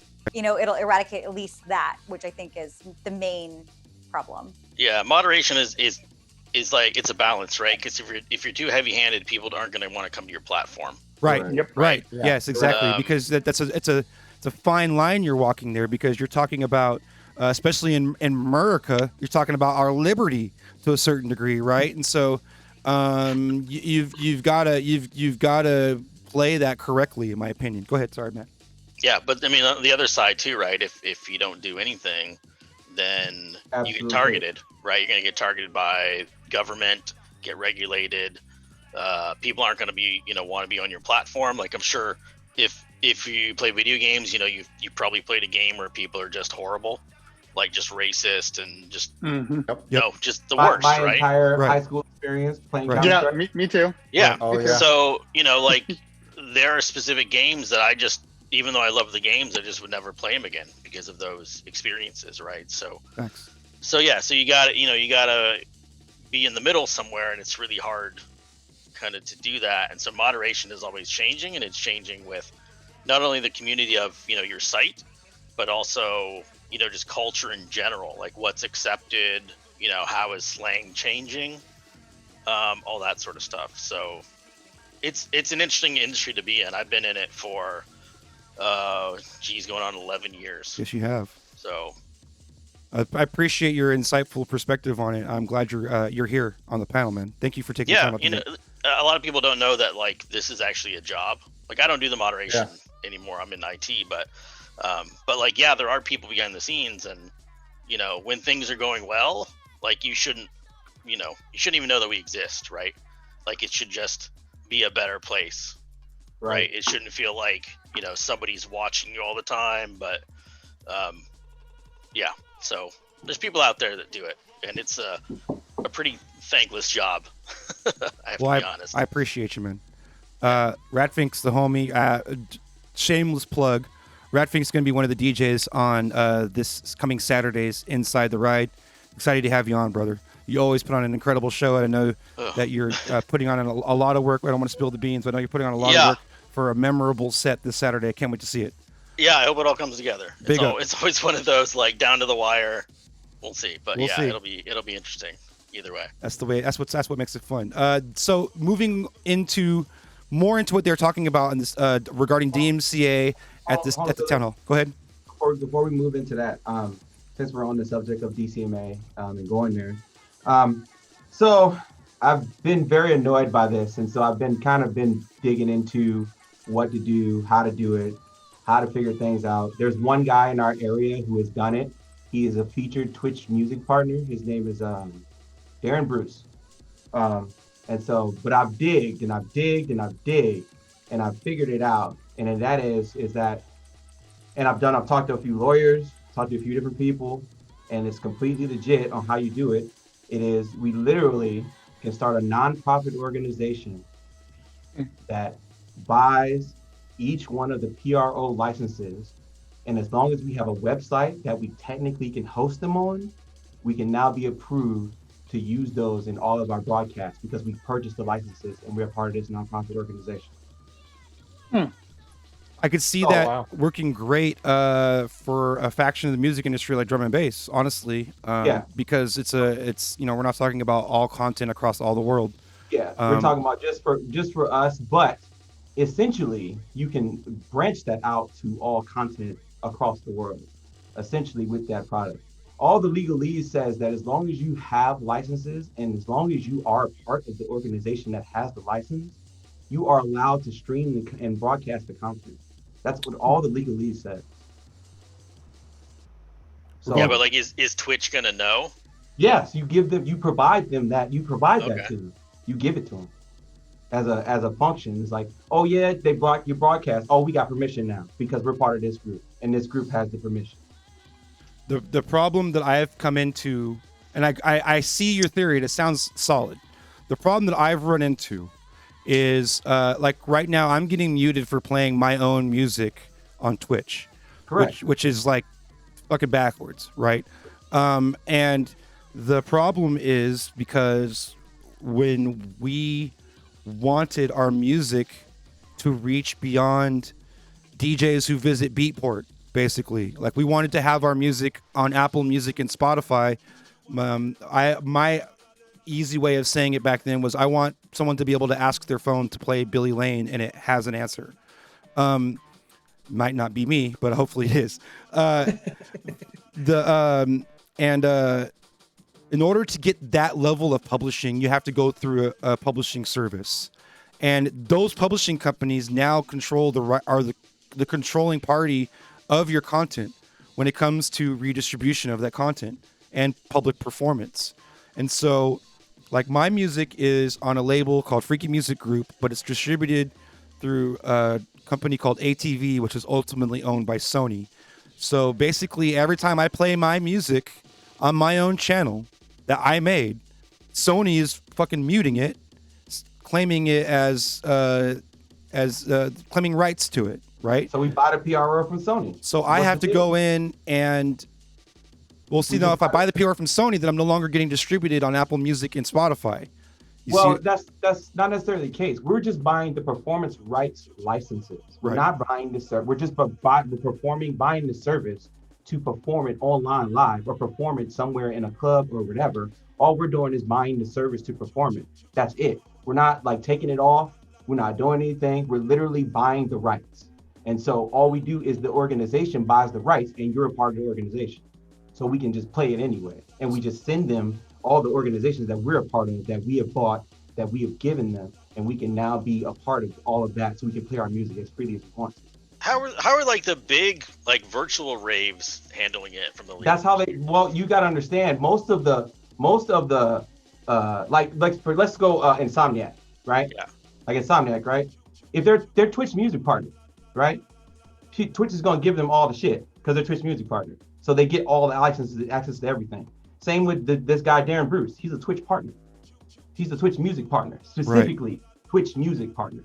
Right? Yeah. You're specifically a Twitch music partner. You get access to all of that shit. But for us on the peasantry side of things, we're stuck. So fuck all that. We're just gonna change the game and we're gonna do it ourselves. So go ahead. There's one big key to this. We have to have a website that hosts the stuff online to stream to. That is the very, very big key about it, which I already got space in a website to host for it. So that's just a formality. So how much does it cost? Real quick. When you're talking about the different rights, now there is it's broken up into like 2 or 3 major ones. The 2 major ones in our scenario are the performance rights, public performance, and then the other one is the redistribution of content. And in our scenario, it's a synchronization license because we're syncing the music to video. Okay, a sync license. Correct. Now, those 2 licenses currently, one of those 2, according to this Twitch town hall meeting, is actually already into play. Twitch is already claiming to pay into ASCAP, BMI, and their foreign counterparts across the world right now for public performance rights of music under that blanket. So, in other words, the live stream aspect of it seems to be covered. It's the VOD part of it that is getting the issue, which is why most things are most of the issue is coming towards stuff that we've already recorded, already streamed, that's sitting on their servers, right? And that license is a whole different license than a performance rights.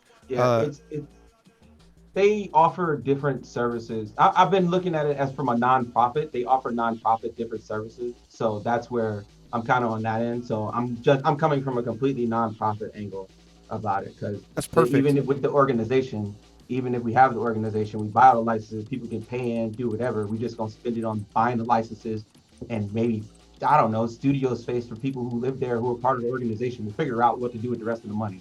Beautiful thing. The thing is this is what we can do to get ahead of the game, right? True that. For ourselves, we can use this as a platform to jettison ourselves, not only in our YouTube shit, at Twitch, we have the rights to do it. And so that's $1 million question. Yeah. How much does it cost? Yeah. It's, I don't know. Yeah, that's well, so far, not so bad, because when I went to ASCAP has all this shit online. You can just do it there, whatever. It's only $329. Okay. That's doable. It's not like it's not doable, right? And like you look at it, so you probably at most, I'm gonna spend probably about like $3,500 total on getting everything set up is what I want to do, right? ASCAP is ASCAP. The ASCAP, BMI, CSAC. Yeah, there's like exactly. 5, you know.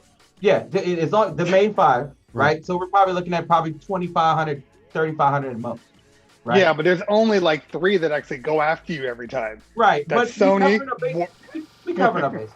We just covered them. UMG, WMG, Sony ATV. Unfortunately, I'm with BMI, so I can push in and get some help with that, like internal help.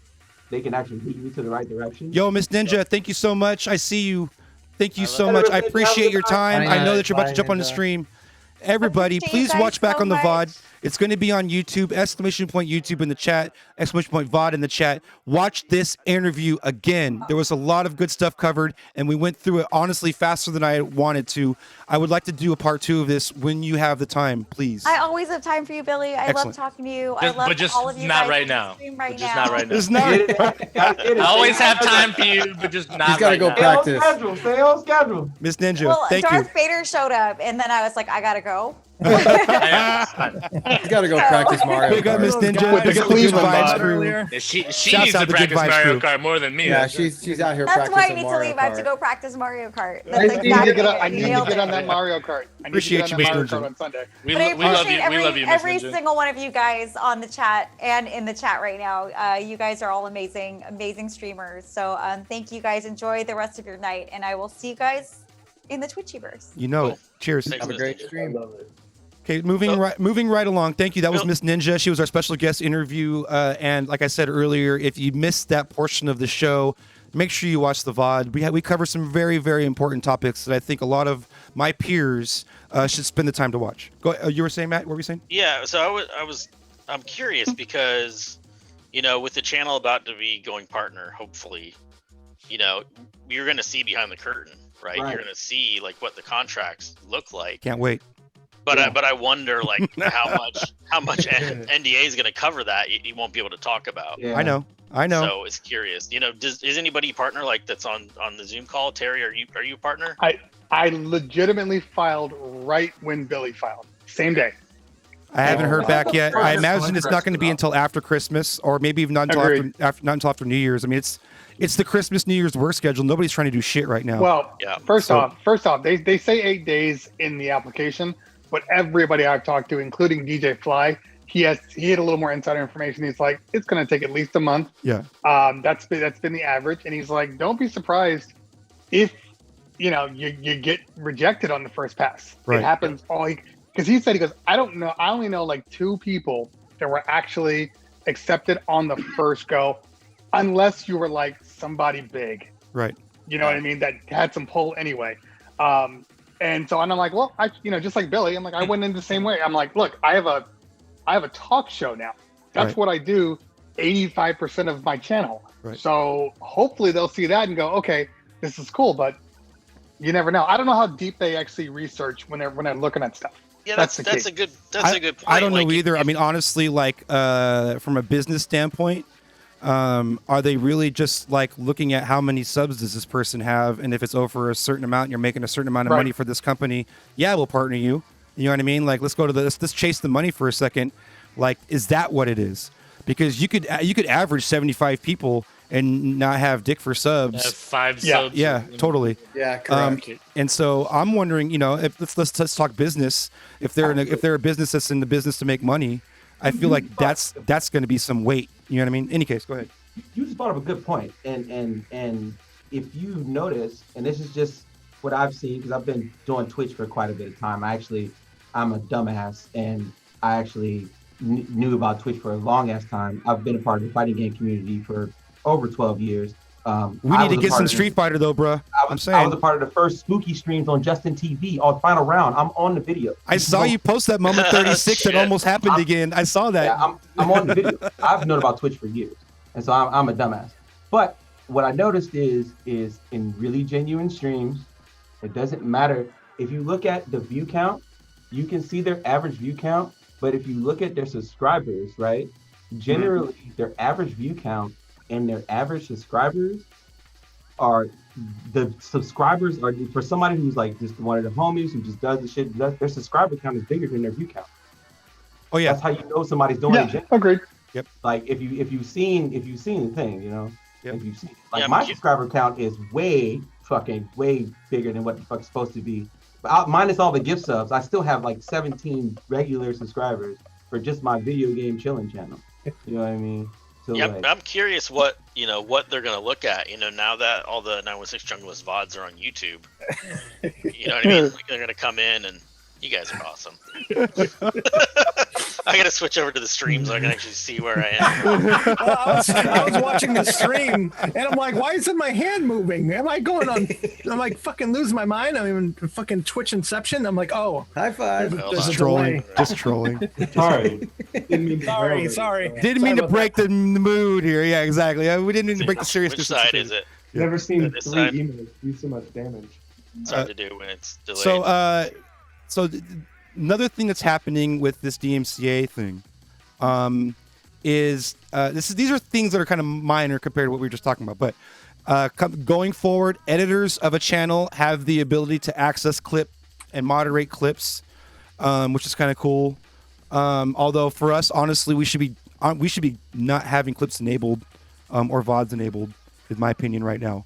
Not on your straight DJing, but on this show you could. But anytime I DJ, yeah, I delete it right afterwards. Now I don't even mess around. This show can sit on Twitch all day. I really like having it on YouTube for the chapterization of the long form content. I feel like Twitch should be freaking able. You should be able to do that with the VODs on Twitch. Can you do that as partner though? It keeps all of your videos on.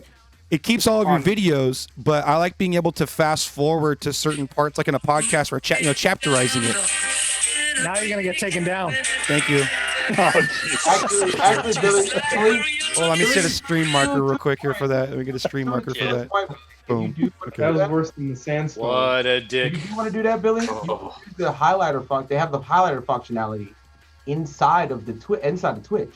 So you can literally, after this, you can go into the creator dashboard. You can look at your content. And your content has a highlighter, and you can highlight each individual part. So yeah, I get that. And then they would just be highlights as individual and then highlights. You make a separate video from it. Right. With that, and that saves on your Twitch channel. Yeah. Oh, really? Yep. In chapter form. Yep. It's in chapter form too. In chapter form. Okay, yeah, that's good to know. Chapter 1, 2, 3, and 4. Yeah. Okay, then maybe I should look into that. That's a lot of work. That'd be super Everything's helpful. a lot of work now. With YouTube, I'm literally typing times. It's you put it in, you type the times into the comments and it maps it all out for you. Got like so any case, moving right along. The other thing that has happened is, thank you for that, by the way, Spiralis. Appreciate that. That's good information. I should look into that. The Twitch terms of service violations.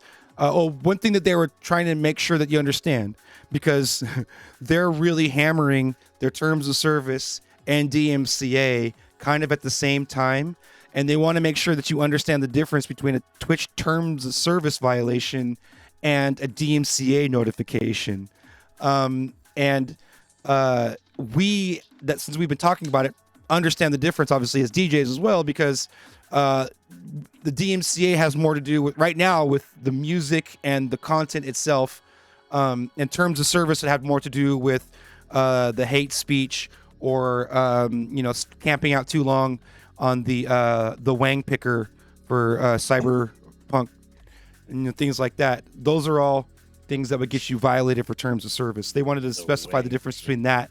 And then lastly, in regards to DMCA, was DMCA notifications are coming to your Twitch dashboard notifications. Oh God, please don't. Yep. That's some YouTube stuff right there. That drives me nuts. Yep. They're going to be so that you don't only see it on your email, because you could miss it on your email, and you don't only see it from the video that literally turns purple in your dashboard, but now they're going to be adding it as a notification in your Twitch dashboard. So 75, 80 notifications you have to dismiss. Yeah, pretty Great. much. Yep, that's coming. Did they talk about the public server problem? No, they did not talk about that, and that's funny that you mentioned that, because what he's talking about, folks, in case you didn't know, is that tell me if I'm wrong here. Is that even if you delete your VOD, the information is still on a public server, and you can still find it by going to a specific URL and accessing it on the server that it still sits on. That's still an issue.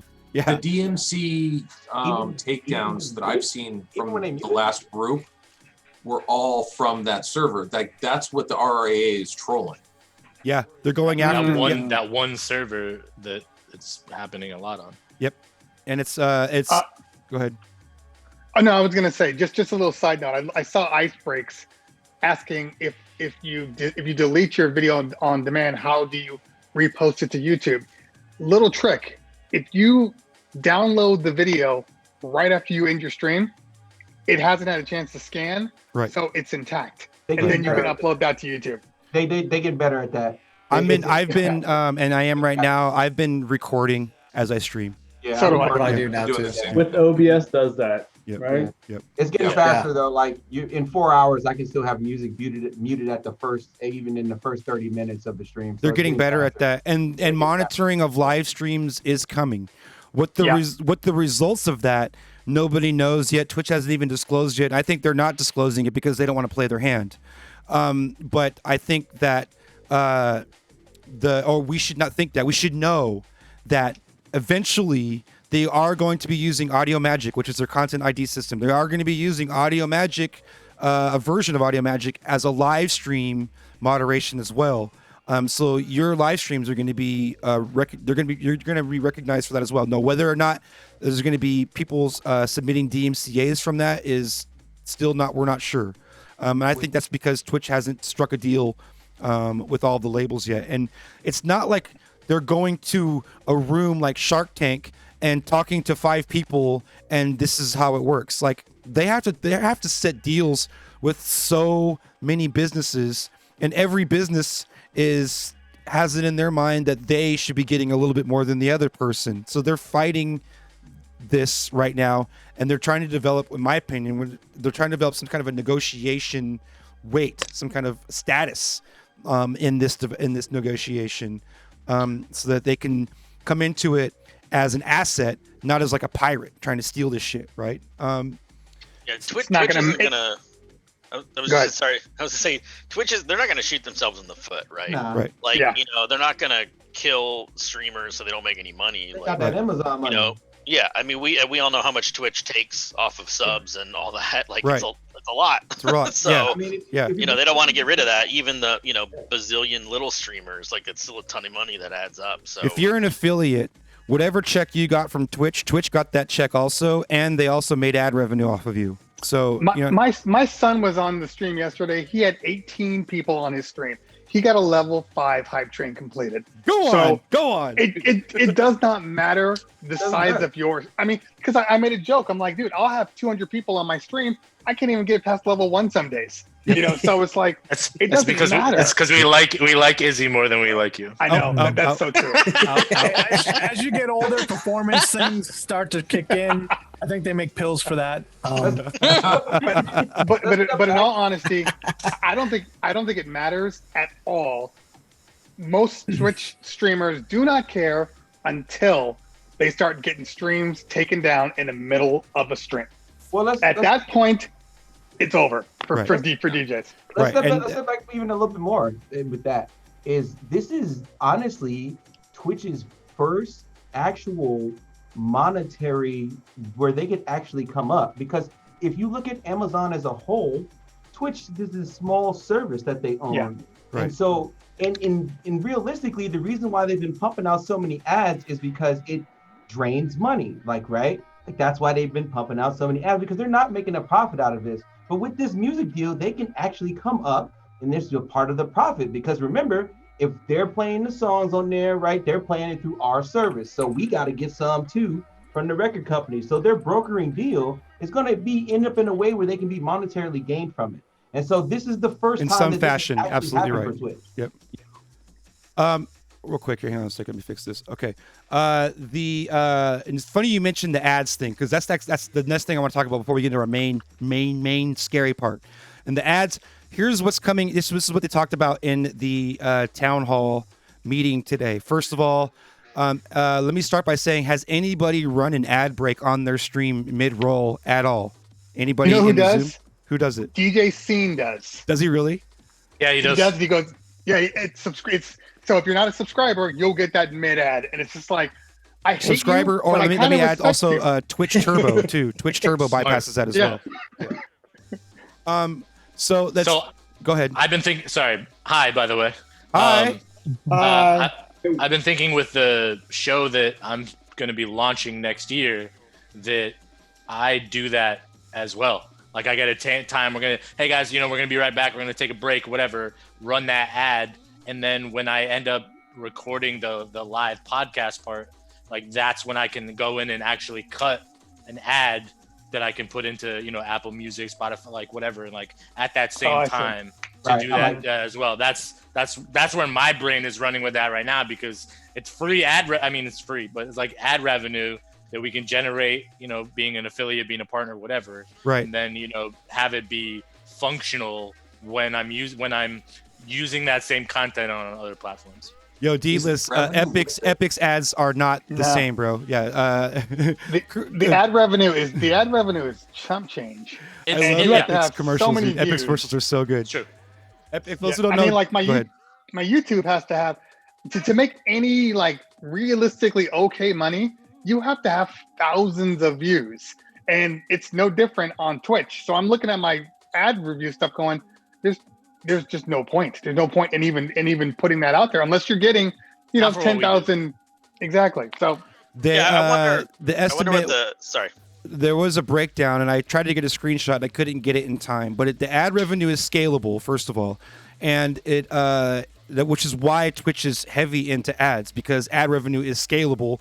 Subs and bits are not. That's a fixed amount, right? Mm-hmm. And so they get more on a CPM with these ads. And so the way that it works with the Twitchiverse right now is they want streamers to start running mid-roll ads as a part of their programming. And they're trying to... Go ahead. No, I'm sorry. I'm having a crisis. Hold on. Okay. Let me mute you. You're fine.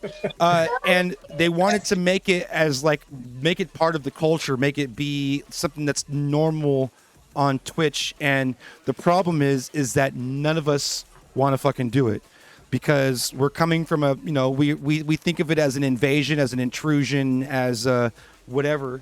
And also, we don't, we just want to have 100% engagement with our audience. We don't want to send them off to make money from a commercial, right?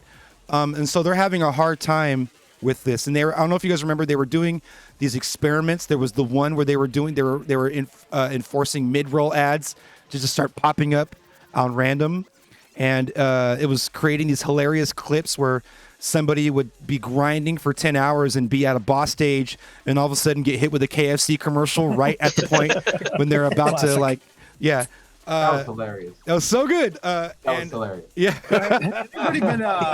Has anybody been boosted yet?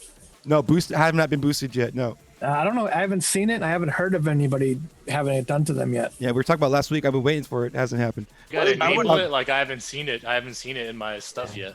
So here's what Twitch is trying to do. Okay, this is their answer right now as to what they're trying to do to help streamers want to run mid-roll ads. They're saying that targeted ads are on Twitch's roadmap, and that there will be ads curated for specific channels, different ads curated for specific channels. In other words, we're going to get that Mucinex ad pretty fucking hard, right? Thanks for that piece of gold. Yeah, seriously, reach out to them. Let's get that sponsor. The Fuser. Nobody else is doing it. Right? The Fuser commercial. So you want to be a DJ? Fuser game. I've seen that one up a lot too. So, spoiler alert, that's my set on Saturday. It's just that's your set.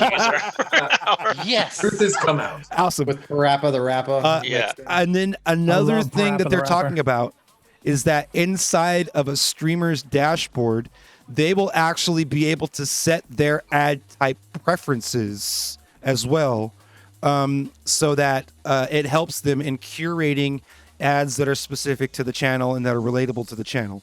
So that's not a bad thing, you know. Like, right? No, I don't see it as a bad thing. This is them trying. This is them trying, right? Like I want to do the McDonald's commercial if you're like running a vegan cooking channel or something. Right. Totally. What do we know what the average CPM is on Twitch? I couldn't tell you, and I believe that that's part of the NDA.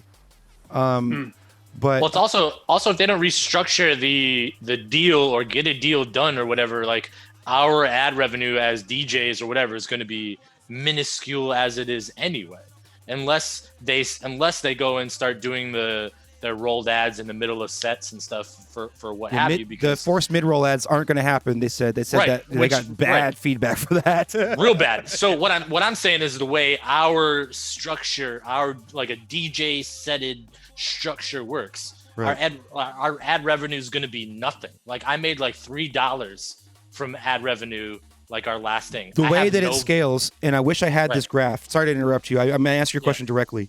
Was that from 0 to 100, it's like it's 1 to 3% increase in your income based from ad revenue if you run 5 minutes of ads in 1 hour, which is, in my opinion, a fucking lot of ads. That's a lot. Yeah, exactly. Yeah. And they said that you can increase if you have a viewership of 1K or more, then that scales up to 40 to potentially high 40% increase in your revenue from ads if you run five minutes per hour. And so that's the scalability between 0 and 1,000. Who is running 10 commercials in an hour? Yeah, I know it. It's not. I can do it, guys. Every train wreck, and that would be 30 for me. It's like here's the thing, right? Like they would have to make it worth your while because you're going to lose viewers anytime you run a mid ad. Absolutely, even pre-rolls. Yeah. Even pre-rolls, you drop viewers, right? So I mean, that just gives them a point. Not that they hate the stream or hate the person. It just gives them a point that they can disconnect from it and go do something. I think you can do one, maybe two in a show. Like for instance, I have my own little internal commercial. But if I said, "Hey, I'm bringing on my guest. Let me go to a commercial so I can bring them on. It'll give me 30 seconds to a minute." Right. I think most people will wait for that. But if you're in the middle of a DJ set and then you just arbitrarily put it in a commercial, that's going to be hey guys, have you guys tried Viagra? Like, what the fuck is going on here? Right. Product placement. That's what's up. Get that. Come on, Mucinex. So maybe we have to just who's got a contact? Right. Time at the end. So our ad revenue, like what I was trying to say was like our system needs to change to whether because ad revenue for us would be on the VOD side and we can't do that because we should have VODs disabled or whatever, or the and what Streamlabs is kind of offering some roundabout way is like through like brand deals and sponsorships or whatever. So like I'll throw fucking Viagra. I'll throw where am I? I'll throw fucking Viagra right next to. Watch your arms, pal. Watch your arms when you're talking. You spotlight me real quick. You still got to put some pasties over them nips, man. I'll put some pasties over them. I'll put like Viagra or Cialis, like a little logo or something down here in that corner down there. Like it doesn't matter. Like if that's gonna give me a certain amount of whatever that structure becomes, that like I think that for like what we're doing makes more sense than what the current ad like scenario. I think you let's can see run real quick if I could interject real quick. Let's do this as an experiment. Sorry, non-subs. I'm gonna run a 60. roll one. I'm gonna roll one, and you guys tell me what the commercial is Hold if you're on not a second. sub. Hold on. I'm gonna go to a private browser and see what happens so I can see it. Okay. Right? Because that would work, right? Yeah, I would think so. If you're like not logged in, or So maybe I'm gonna roll this. Let's see how well targeted the ads are currently. Right. So let's roll a 60-second ad. Oh wait. All right. All right, it's coming in. So if you're a sub, high subs, you're not going to see the ad. But if you are not a sub, then you're going to get 60 seconds, and it's counting down about 45 seconds left. Ha! Gotcha, bitch. Is it Mucinex? No shit. It's not Taco Bell. Mucinex. It's Taco Bell. It's Taco Bell? Well, then there you go. It's fucking targeted. It's already there. Not even mad. It's on brand. It's on fucking brand. On brand. Hey, No, I got Samsung. For sure. Nobody can hear us talking about it. I got the Taco Bell one. I've gotten the Taco Bell one like 6 times today from like a bunch of different channels. Another browser, and I had to sit through a pre-roll before I. And now I got Verizon. I got 3 ads. I had Cell phones, Samsung. keyboards, Taco Bell. Which one's it going to be? You know what's really fucked up is if I was running, like, I'd say I was running a 60-second ad break, and somebody just came in off of a pre-roll, and then they get dumped right Then into a get hit 60. with Yeah. another minute worth of ads. Actually, Like, that doesn't happen. That I have tested. That doesn't happen. It doesn't happen. If you come in during or like an ad break, or you come in right before it has an amount of time before. It's like a buffer that it won't It has let you a do it. time buffer. So when you last see the ad. I believe that. Because that would seriously be a terrible user experience. Like, yeah. Really, I'm with Darth Vader on this. I just don't know what the legality is. If you pick up a sponsor on your own, can you run their commercial on your stream? Or would Twitch- Yes, you can. Yeah. Okay. And then depending on the deal, we've said this a couple of times. Some of y'all, if you want to learn more about it, Cleveland Terry mentioned it because I know he's a pro. CPM stands for cost per melee, and what that is it actually stands for cost per thousand. It's a Latin word for thousand, and what it is how much you get paid per 1,000 impressions of your content into the world.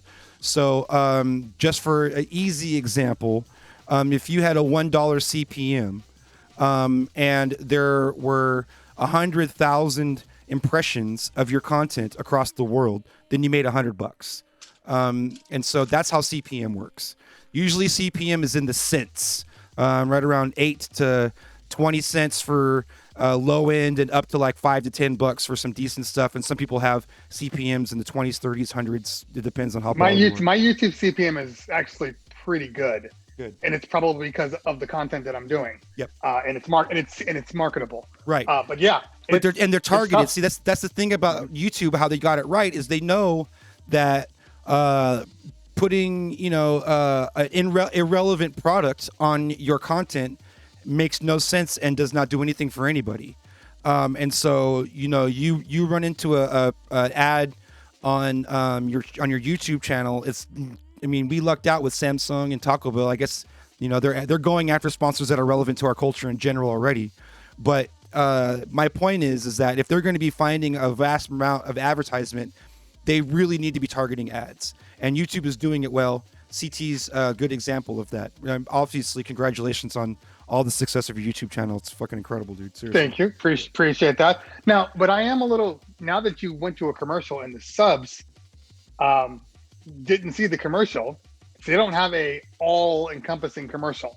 It's only for non-subscribers? No, you can set it in your preferences. Yeah.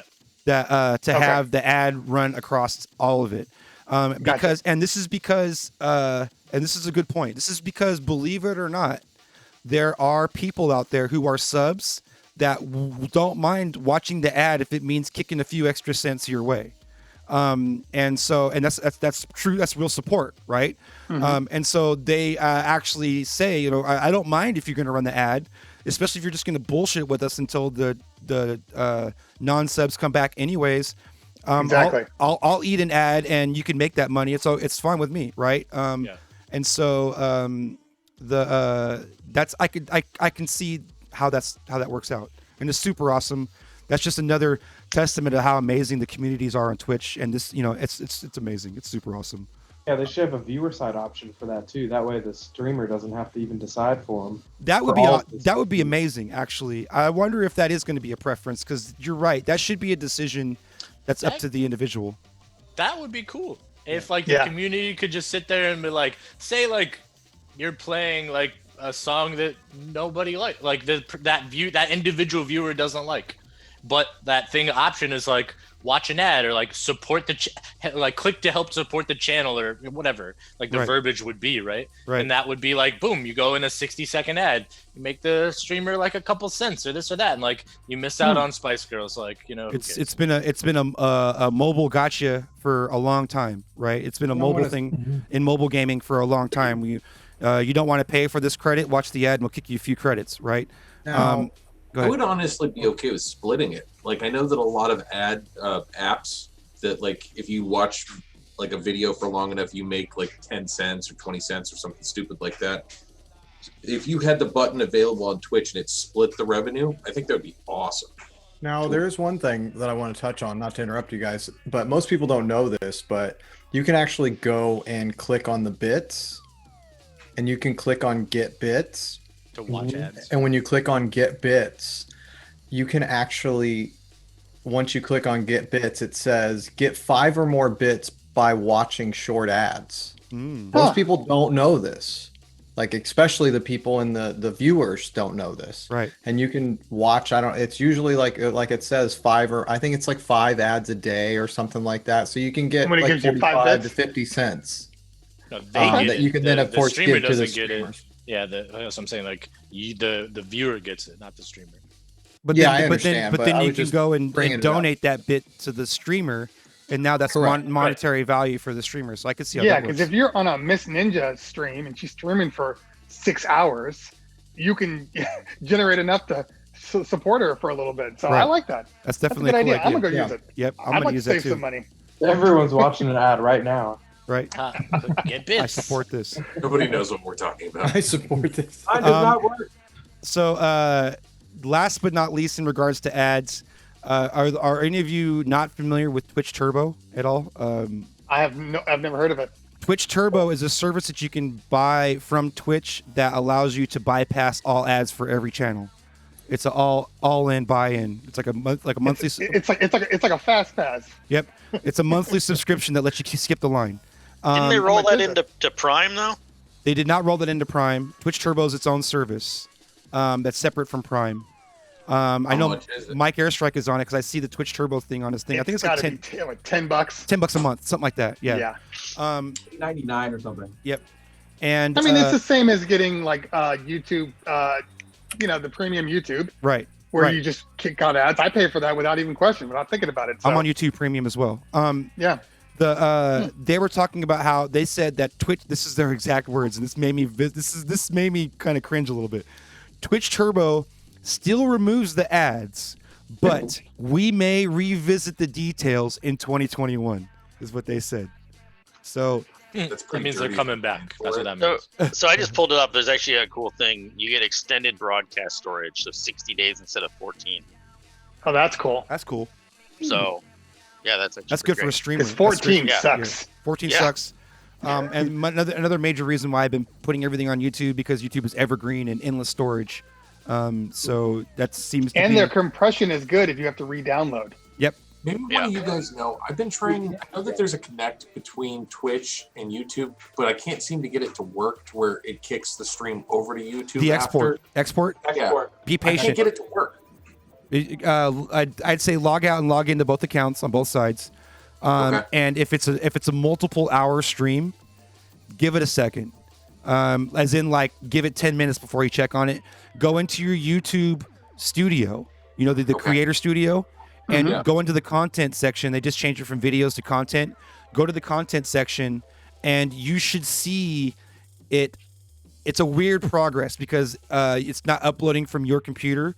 So it almost goes from like 0 to 100% upload like immediately. But that 0% hangs there for a good, hour, right? And then all of a sudden, boom, oh, it's done, right? There's no... It doesn't... Yeah. It doesn't go live automatically, does it? No, it takes a while because it's literally sending it over to the YouTube servers. I mean, once it sends it over and it's complete, it doesn't go live. It goes unlisted, I assume. Part of the preference, you can set that. So when you go to when you're in your dashboard for Twitch, and you're in the not the dashboard, the what do they call it? The video producer section of Twitch, and you go to the menu where you can rename it or download it. One of the options is export, and when you go into the export option, it gives you the option of whether you want it to be private or public, or what the title is, the description is, all the YouTube metadata, right? Yeah, because you can't automatically turn that on to monetization. So I'd want to make sure I could switch it on first. Right. So you put it on private, obviously, and then it sends it over, and then you let YouTube's content ID run through it, and then that way you know whether or not you can send it off or make your changes that you need to make. Interesting. Yep. I noticed that in the partner application. That's now a thing. It's like, make sure you do this so you can send it over. Can you send it over as an affiliate, or is it partner only? You can send it over as an affiliate. It's a feature that I used for the Dystopia DJ battle that recently happened over the weekend, because it was really long content, and I wanted to see if I can just send it over, slap a thumbnail on it, and call it a day. Wait, isn't that against terms of service? Because if it exports on the same day and you're allowed to watch it on the same day. No, because technically, I shouldn't make it public for 24 hours after the broadcast. But sending it over to the server and prepping it beforehand is absolutely nothing violating terms for that. Yeah. Okay. Because it's all on you. It's all in your. It's all offline. It's all not offline. like it's not exactly. public domain yet. Right. So that's ads. Let's get into the nitty gritty. This probably won't take very long, but I wanted to get into it. Have you guys seen, or has anybody sent you the link to? I know everyone and their mom has sent it to me. The link saying that there's some senator out in somewhere that wants to criminalize streaming and turn it into a felony, sending all of us streamers to jail for violating copyright. Did anybody else see those articles? I got it on my show today. Somebody was freaking out all over the chat. Yep. Like, let it go, Chicken guys. Littles. Does anybody have an opinion on it before I fucking start ranting? It's not going to pass. Government, they can't get shit done, so it's not going to happen. Yeah. But it doesn't matter what it is. True, they're attaching it to a bill that's going to get passed. That's the frightening thing. Yeah. And it's happened before with me with the Rave Act, because nobody thought that would ever pass. And then all of a sudden, but it gets snuck in with the spending bill. Right, exactly. Right. Yeah, the earmark it. It goes in with the spending bill, and they need to pass budget now, and that shit gets passed, and that's the fucking the shitty thing. Until one of their kids, is playing some game and is playing a song, and all of a sudden gets criminalized for it. Okay, let me touch on that. Okay. Wait, can I just one second? Yeah. Fuck that guy who put it in there in the first place. I hope he gets pink eye. All right, now go. Let's all TP his house. Let's all TP his house. Fuck that guy. These motherfucking politicians always getting some fucking back end money from these stupid ass companies about fucking art that is fucking not even anywhere near what they can fucking create. All lobbyists, man. Yep. It's all about the lobbyists. All lobbyists. Corner. Yep. Someone's making money. That's all that is, man. That was Someone's the first making thing I money, and said. someone wants to make more. The conversation he had before this was like, "Oh, what's Twitch? Oh, that's who I should go after. What is it? Yeah, exactly. Okay, cool. Give me 25 stats. How much is a check? Okay, got you. Yeah, got you. What's a stream? So the biggest what's a stream? The biggest fear right now, that is striking into the hearts of DJs everywhere, is everyone is saying that streamers could potentially face jail time for this violation if this law goes through. And I want to, I know, low-key, chill. I want to first let everybody know that shit is already in place, yo. We could already go to jail for the shit that we do, in case you didn't know. And even if it is just a misdemeanor right now, it's sentencing of a term of up to a year in prison, yo. So just so you know, if they wanted to come after us, they already would be fucking coming after us. They don't want to come after us. They don't want to come after us. They just want the big guys. They want the providers. Exactly. Yes. So Even more it's importantly, just like Napster. Same thing. Court's not Napster. open. Court's not open. Court's is closed. Courts is closed. You So- understand So how let me much- dispel the fear real quick. If you're afraid of going to jail for streaming, you already run the risk of going to jail for streaming currently. None of that changes, even if this law passes. I just wanted to set that off right now. Okay. The only thing that changes is it goes from a misdemeanor to a felony, which ups you from 1 year to 3 to 5 years. Okay. I'll do it, Nickel Billy. Let him fucking come for me. Let's go. I'm just gonna play Metallica 24/7. I got bars. man meat right here in my back. Let's go. I'm gonna go to that tax prison. 5G cell phone, and you can stream from this prison cell. The thing is that it's not worth the money. It's not worth the cost that it takes in order to keep us to enforce it.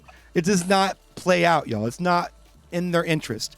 What they are going after when it comes to this is they're going after these providers who are blatantly streaming stuff, copywritten stuff, as the sole purpose of their business, right? They're going after major companies who are streaming stuff that they shouldn't be streaming. Pirating, Full on pirated streaming. It's the proposed bill is to criminalize piracy streaming services, not streamers on Twitch. Okay. So that's two Foreign things. That's the YouTube to MP3. Right. You know, those sites. I wonder if there's some those applications you can get now and rip Spotify, rip all of these things. Yep. They're going after that kind of stuff. I don't know what those are. And well, it's also torrent sites and things like that, like Kodi and well, not Kodi, but technically what people put into Kodi. Right. Right. Exactly. It's But those aren't American streaming companies. movies and and you're right. There's a lot of foreign entities when it comes to that. You're absolutely Software, right. Yeah, all but that they're going after all those motherfuckers, right? Yes. And let me But directly but quote. You can't enforce it. And honestly, fuck them too. Like, why? What's the point? They gonna find another way to do it anyway. Yeah, right. It's happened for the entirety of Everdom. Napster? Okay, cool. BearShare? Okay, cool. Torrent? Okay, cool. What the fuck do you want to do? You can't stop the shit. It Right. doesn't matter. Like, I've been on the internet for forever. You can make some fucking bullshit law all you want. They can do whatever the fuck they want to do, criminalize it, charge it, whatever the fuck. It's just gonna turn up on some stream in fucking Malta, and they can't get to them motherfuckers by USA Yeah. jurisdiction. Yeah, you've heard the So at the end term of the laws day, protect the don't honest do people, shit. right? Right? It's just this. That's all it is. Like, it can't even, like, you know what I mean? Like, It's spiralist. It's laws protect the honest people, or laws keep good people honest, because criminals are always going to do criminal things. They So, don't care about the laws. To dispel the fear, real quick, to dispel the fear, and just to kind of finish my statement here, in the town hall meeting, they had Twitch COO Sarah Clemens. Her exact words: "This does not impact Twitch streamers at all."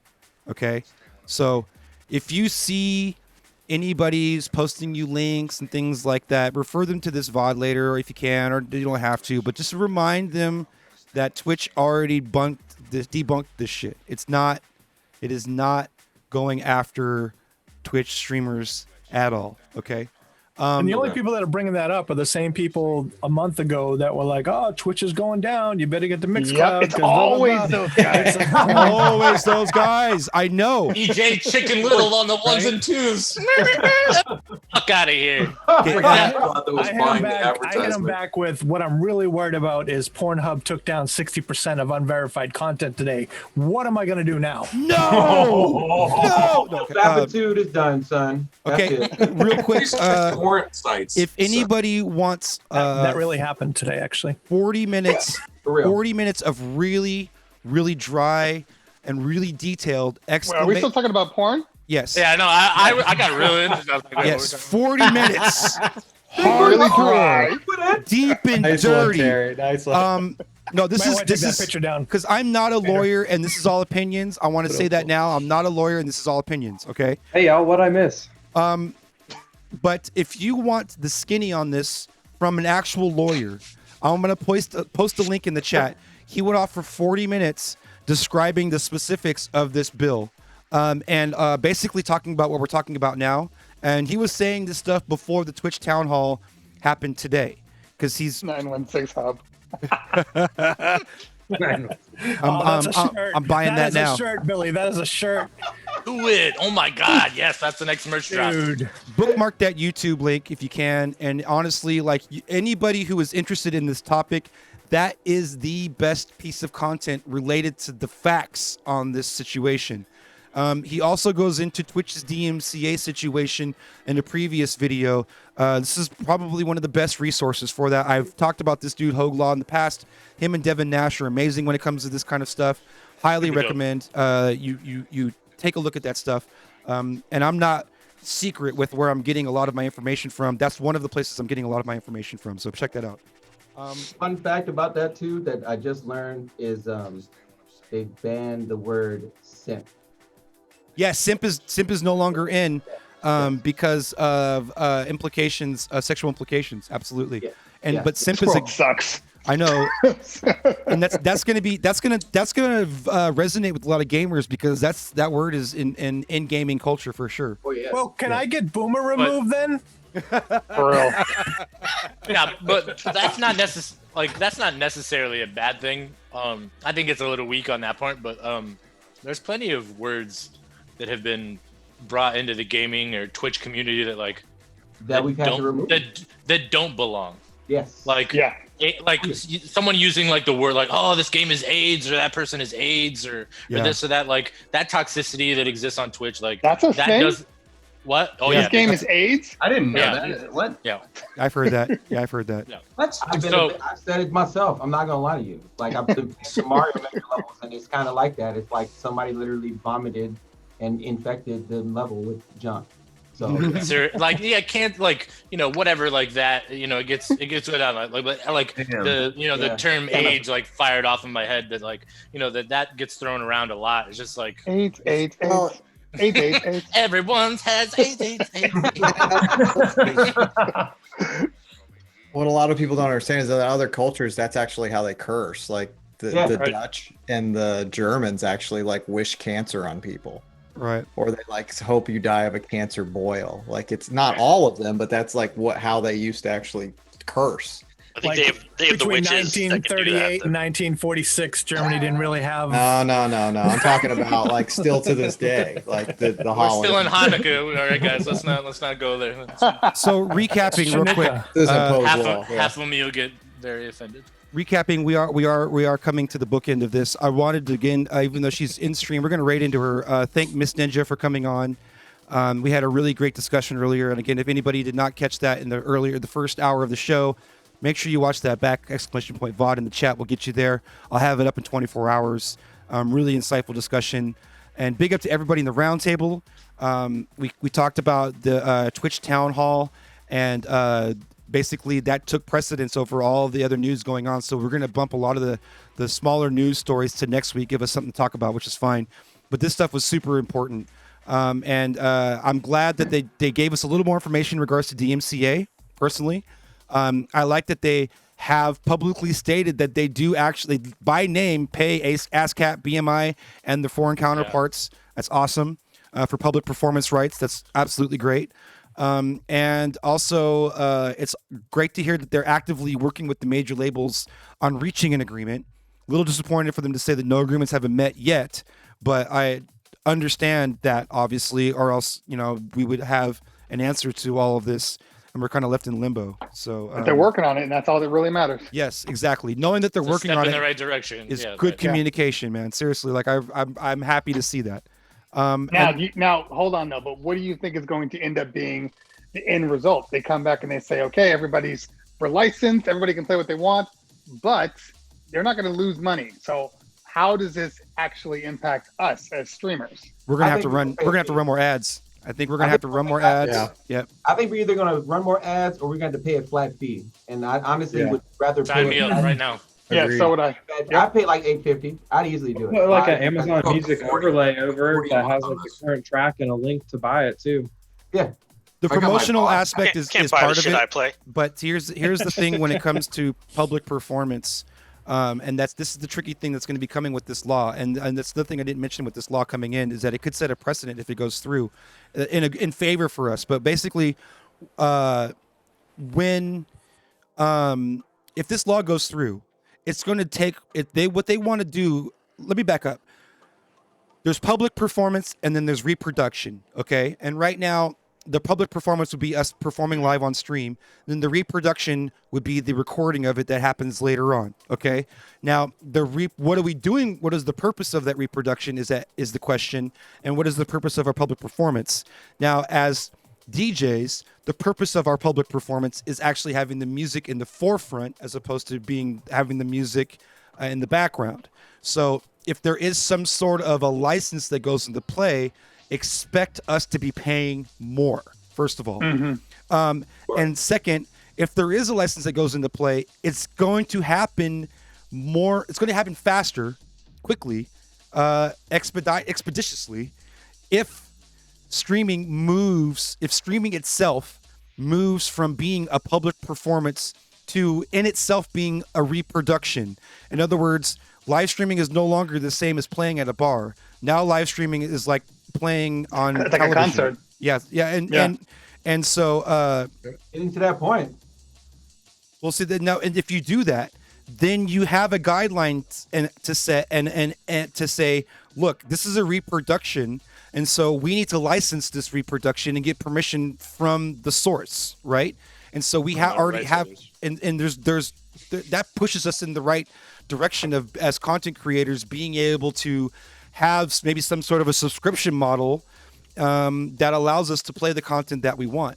And it gets thrown around like it's going to be one subscription. I hate to break it to y'all. It's probably going to be a bunch of different subscriptions based on the content that you're trying to. But shouldn't it be based on your numbers too? That's part of it. Now the accountability, because when you let's say like right now, streaming revenue from somebody that gets to play on Spotify is like 0.07 cents for arguability's sake. It's somewhere around there, right? Sure. That's one play, one person listening to it. The artist makes 0.07 cents. But if that Spotify client is being played on a stream and that streamer has 5,000 people watching them, exactly, that artist still has 0.07 cents from that one play on Spotify, because there's no revenue tracking for the magnitude that's going out with the stream. It's being scaled down. So right. I see kind of two ways that they could do it, because it has to be simple, right? They can't have like tiers. Like if you're gonna play Taylor Swift, you have to pay this tier, right? It's not gonna fly. So they could roll it into like Twitch Turbo or have something like that, right? Where it wouldn't flag you if you have that subscription. The other thing they could do is they could cut in a percentage of your ad revenue based on, how they're not fucking with the ad revenue. That's their money. That's their honey money. That's what they're getting money. It needs to be on top it's of not it. for us. Yeah. But that could be like they're cutting into like your money. Right. Yeah. How much money would you pay monthly or yearly in order to continue to stream on Twitch? What's the number? Well, right now, I'd say the going number for an average subscription service in relation to music is $20 to $30. If you're talking about a DJ pool, if you're talking about Beatport Link, if you're talking about whatever service you're using to receive music on a pool level, any kind of subscription-based music service on a professional level, not a consumer level. Consumer level, $10 a month. But on a professional level, it's like $30 a month, $20 to $30 a month right now is about right. And I would say that's probably where we would sit per provider. But I have to stress that there's probably going to be multiple providers based on the content that you're looking for. And it sounds like Spiralis is working his way towards being one of those providers, because he's got that mindset right now of being somebody who has the content and an audience that's demanding this content. He's just trying to work his way into the middle of it. That's exactly that. We gotta be in the middle ground. Right. There's no way possible that they can have. There's no way we can't be there, right? So they're probably thinking about it this way too. It's like, when COVID's over or whatever the new normal is, right? Like they don't want to lose their content creators. Exactly. Like we're making them money, right? So like if if the cost isn't worth it, like if we go back to gigs, right, and like the $100 a month or whatever isn't worth it, like we're just gonna leave Twitch. Yep. Now, So- how is it that Mixcloud is only charging 15? So the question is, Mixcloud is getting away with it right now. If they scale, then they're going to have the same problem that Twitch is having right now. Yeah, The Nico's only gonna thing- have a whole shitstorm on his hands if that shit actually takes off. The 'Cause only it's like thing, the only thing that is cookie keeping, cutter right now. yeah, exactly. The only thing that is keeping Mixcloud being able to brag about what Mixcloud is doing is at scale. It's because they're not small enough for anybody to give a shit. It's not because they have licensing. It's not because they have anything but low numbers. And that's the bottom line. If they scaled up to the size of what Twitch is, you better believe that they're going to have all these problems because their licensing is not like what they don't have. They don't. It's not what they're proclaiming. It's for not what they're that claiming. it is. Exactly. It is not what they're claiming. They're getting away with it right now. And good on them for doing it. I'm not mad at them, but it is not the answer for sure. And $15 a month for something that's still in beta. They've had 9 months now. We've been talking about it, and it still doesn't have a mobile app. It still doesn't work on the Apple TV. There's still no raids. Still no back end that they promised. It's just a joke.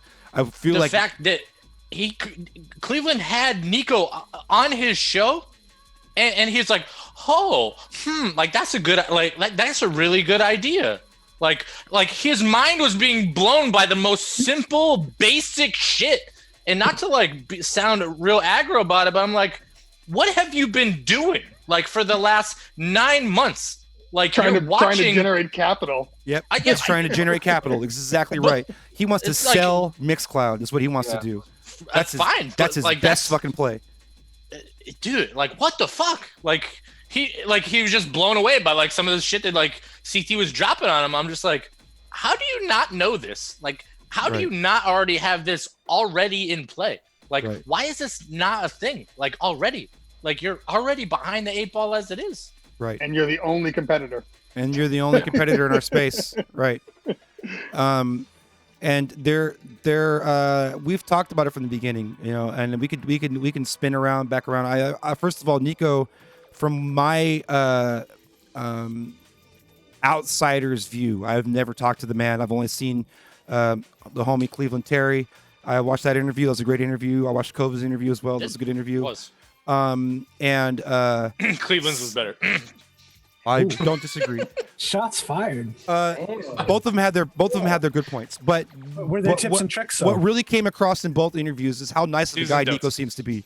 Nico seems to be like the fucking nicest dude in He seems the to world. be like a really nice dude, and that's why I like. I like That's why the I was guy. I want to like him a lot. Yes, exactly. I like this. I was saying that in the chat. I was saying that in CT's chat too. I was like, I fucking like this guy, but God, I want to just kick his company in the fucking nuts right now because Wake up. it's so frustrating. Literally, wake up. Yeah. Wake word up. Wake up. I see what you did there. We need to send off a letter to DJ Miss Ninja before we head out. So in true 916 channel fashion, I need folks to help me contribute. I'm going to start it off with Dear Miss Ninja, and I'm going to do it capital M, capital N, but with one word. Because we talked about that in our interview. Dear Miss Ninja, how are you? I'd like Hey, to I had a you quick more. update on the boost. If you guys were interested, Yes, please. Let's hear the it. Atlanta DJ Collective got selected to do the boost trial thing or whatever. So Nice. I remember during like the example footage, they had like 800,000 community points needed to trigger boost. Our channel only needed 36,000, and it's at 1,500 followers. So maybe that's like the rough number to look at. Maybe it's We scaled. couldn't even hit that number the time we tried to do it, but it was gonna give us like 2,800 exposure units or whatever they measure it by. Exposure units. It sounds naughty. Not what it is. Expose your units. That's very It's cyberpunky. So, did they give you any kind of heads up, or was it sprung on you like while you were playing? No, they told us that we got it, and then I think one of the other guys that runs it with me actually decided to trigger it on like the weekend night, one of our bigger So you stream can nights. you can plan around it. That's what I'm getting at. Because if Yeah, you you can can, decide when you want to trigger it, and I think they even say in the tutorial like when you trigger it, you can actually stop streaming halfway through, and when you pick back up, it'll still give you a chance. The pool's for still your running. stream Oh to, shit, not bad. Like to finish the pool. Oh, yeah. I mean, So they it's don't kinda recommend like the that, I'm community, sure, but like the can do it community like that. part, the channel point thing. Right? Yeah, the community So channel points. each viewer, even if you're a mod, you can contribute 2,000 points tops, or at least for the goal we were trying to hit, it was 2,000 per viewer. For those who are puzzled, it means you missed last week's show. Maybe it was 2 weeks ago. It's all running together now. Boosting is coming to Twitch. It's an experiment they're running right now. What it is like kind of like a hype train, but with channel points. And the way that it works is that they set a channel point goal. It sounds like yours was how many? 38,000. Yeah, 36. 36,000 channel points. And if you reach that goal, then they throw your channel into the recommended news feed on the front page of Twitch, dramatically increasing your discoverability for It's that gonna be period all of time. ANGV all day, all the time. Right. So many exposure units. So I think it many- meant, like, so many 2,800 units, yeah. refreshes. Like, it'll show it to 2,800 people. I don't think it was like 2,800 seconds or something like that. I can't remember what it was. But there's I a might be able to currency, say. they call it exposure units, and that exposure units is your measure of time that you will be exposed on this boost, basically. Well, it's much better than Anel saying you're on the front page. Yeah, yeah. Like it gives you a fighting chance out there. So I'm cool with that. I like that, and I like And that you it's can build. I like like that you can build a campaign behind it, and Yeah. like get your community like excited about it, and be like, "Yo, That's we're gonna what be," I like. you know what I mean? That's sick. Yeah. I like that it's community driven. Yep. Because there's Yeah. like we could talk for days about how there's certain aspects of Twitch and our industry that's geared towards certain people for doing, like that'll have an easier whatever, like lack of, whatever you want to say, an easier time to get where they want to go, or can take the shortcuts or whatever.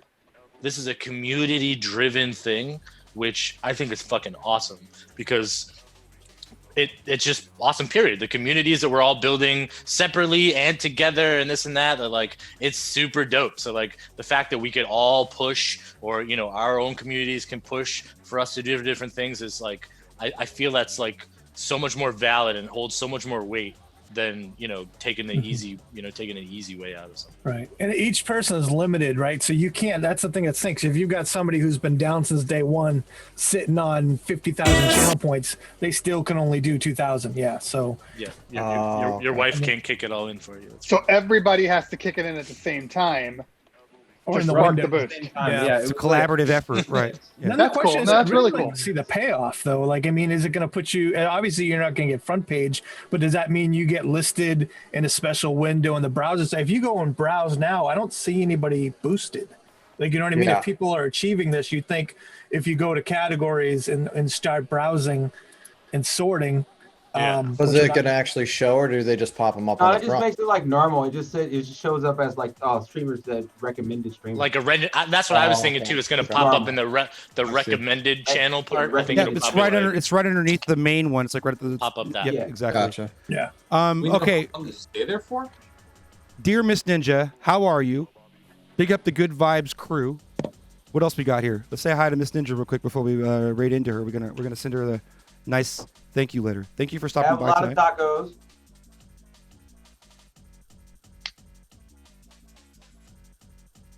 Or something with tacos. Has and, to and, involve and Mario Kart. bananas. Do you do This bananas? all sounds Bananas bad. in Mario Don't Kart. put tacos and bananas in the same paragraph, please. Oh wow, yeah. Yeah. Yes. You know This is what? Yes. I This is didn't why I'm even not think of that saying until you anything. said something. I'm not Yeah. saying anything. Good call. We Good all call, have CT. habitual line Mario stuff. Kart. We all started practicing Mario Kart as soon as she hung up. Yeah, stick Yeah, to video right. games. Let's see, how's the Mario Kart going? Okay, let's see. Yeah. I got one. Yeah. So say we love you so much we'd watch mid-roll ads.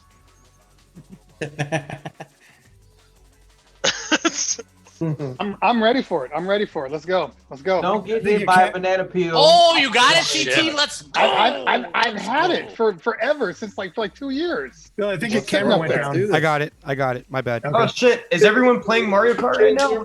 I mean, I have Mario Kart on this motherfucker. Yeah, I got Mario Kart. I'm We down. usually to play. on Sunday evenings, Yeah, usually like CT once. we- Yeah, Sunday Add evenings. CT to the group. We gotta stop playing so late, though. Who wants to get destroyed in West Coast Rocket time. League? I'll play earlier. Fucking, yeah, they're all on fucking West Coast time. It's like I'll play earlier. They're it's like, fine. oh hey, you gotta come out, whatever. I'm like, dude, it's What like time? 2:00 in the morning. I gotta go Play to Rocket bed. League. I stayed up till Really 4:00 in the Yeah, morning great shot. for the DJ battle. I stream was till so 4 in the morning every tired. night. So like Oh, whatever. You know. I got a kid. I got responsibilities. Yeah, I work 10 to 7 and don't have shit. So I'm good to go. Shit. And right now, I barely got any fucking roommates, and the sound doesn't even travel past it, so I can yell as loud as the fuck I want.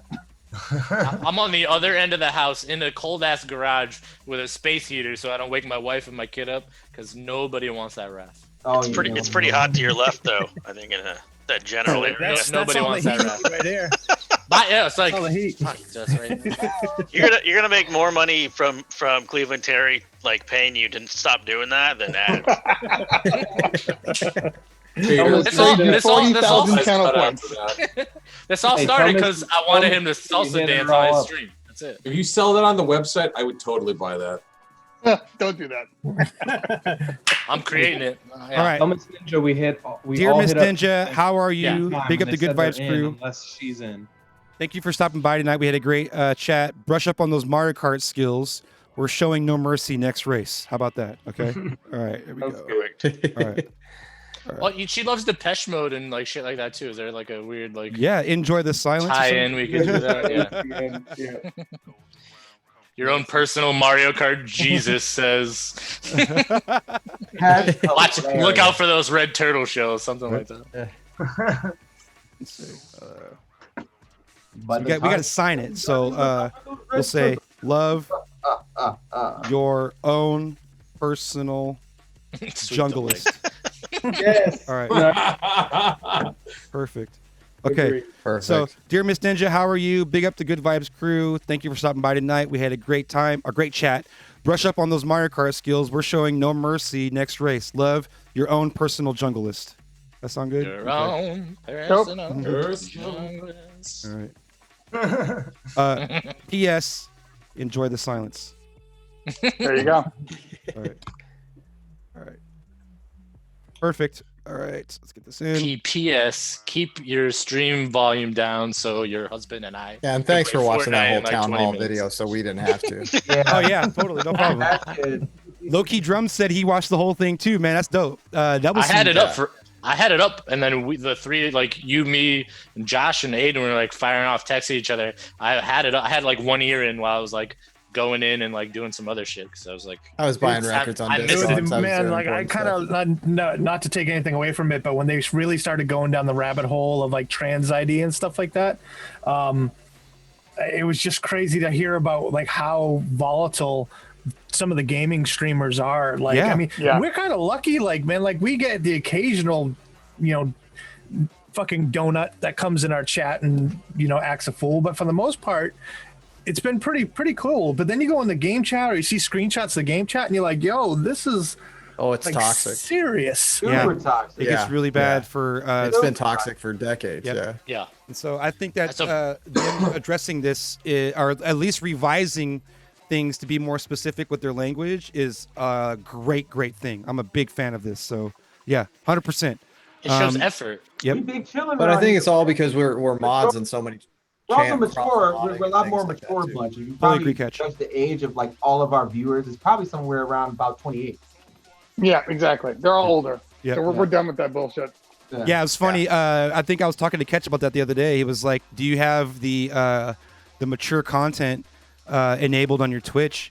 And I said, "I don't think anybody is even close to 18 that is even discovering my channel at all. I think it starts at like 28, 30, and it stops at around 55-ish, and that's pretty much where the audience is. It's like 18 was so long ago for the youngest person on this channel. Like, I mean, I just have mine out because of like CYA. Right. Yeah, I did. I did too. That's what. Oh, that's mine what I is did. dead. We talk way too much shit about sex, everything, drugs, all types of stuff on my channel. So hell no, I got Yeah, same, absolutely. I'm on so the late it doesn't drinking matter. made me turn mine on. I hope some kid finds my channel and thinks it's cool. You can deny my Twitch partnership for saying that. Probably won't know. you won't know because The kid's just gonna click through it anyways. He'll just come in and just be like, "Yeet, skirt."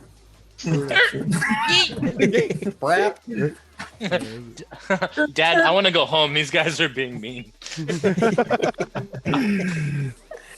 Word up. We're going to be rating into DJ Miss Ninja. I want to thank everybody for coming through. And big up to everybody in the chat. If I did not shout you out for some kind of a cheer or a subscription or something, it is not on purpose. I'm just an asshole. Thank you very much. I really, really appreciate it. Thank you. Sonic boom. Big up to everybody in the chat. Big up to Warren. Big up to Codis. Big up to Gow Safe. What up? Ellis Uppy Palmer. Tooth. What up? Noobtastic. Deedless. What up? Into T. We're rating in. Make sure you copy and paste that in. Make sure you copy and paste that in. Here we go. Appreciate I added you. Yeet skirt This is to the the end 916 of it. Junglist channel. As we should. We're going to be back. Hold on real quick. We're going to be back on Friday at noon Pacific for a special pop-up set. John B is rating into this channel. John B. Oh, shit. That's going to be sick. John B. is rating into this channel Friday at noon. That's going to be sick. We're rating out, y'all. Absolutely. Thank you very much. Say hi to Miss Ninja. Make sure you paste it in the chat. Let's go. See you guys on Saturday. Peace, y'all. There you go. Hell yeah.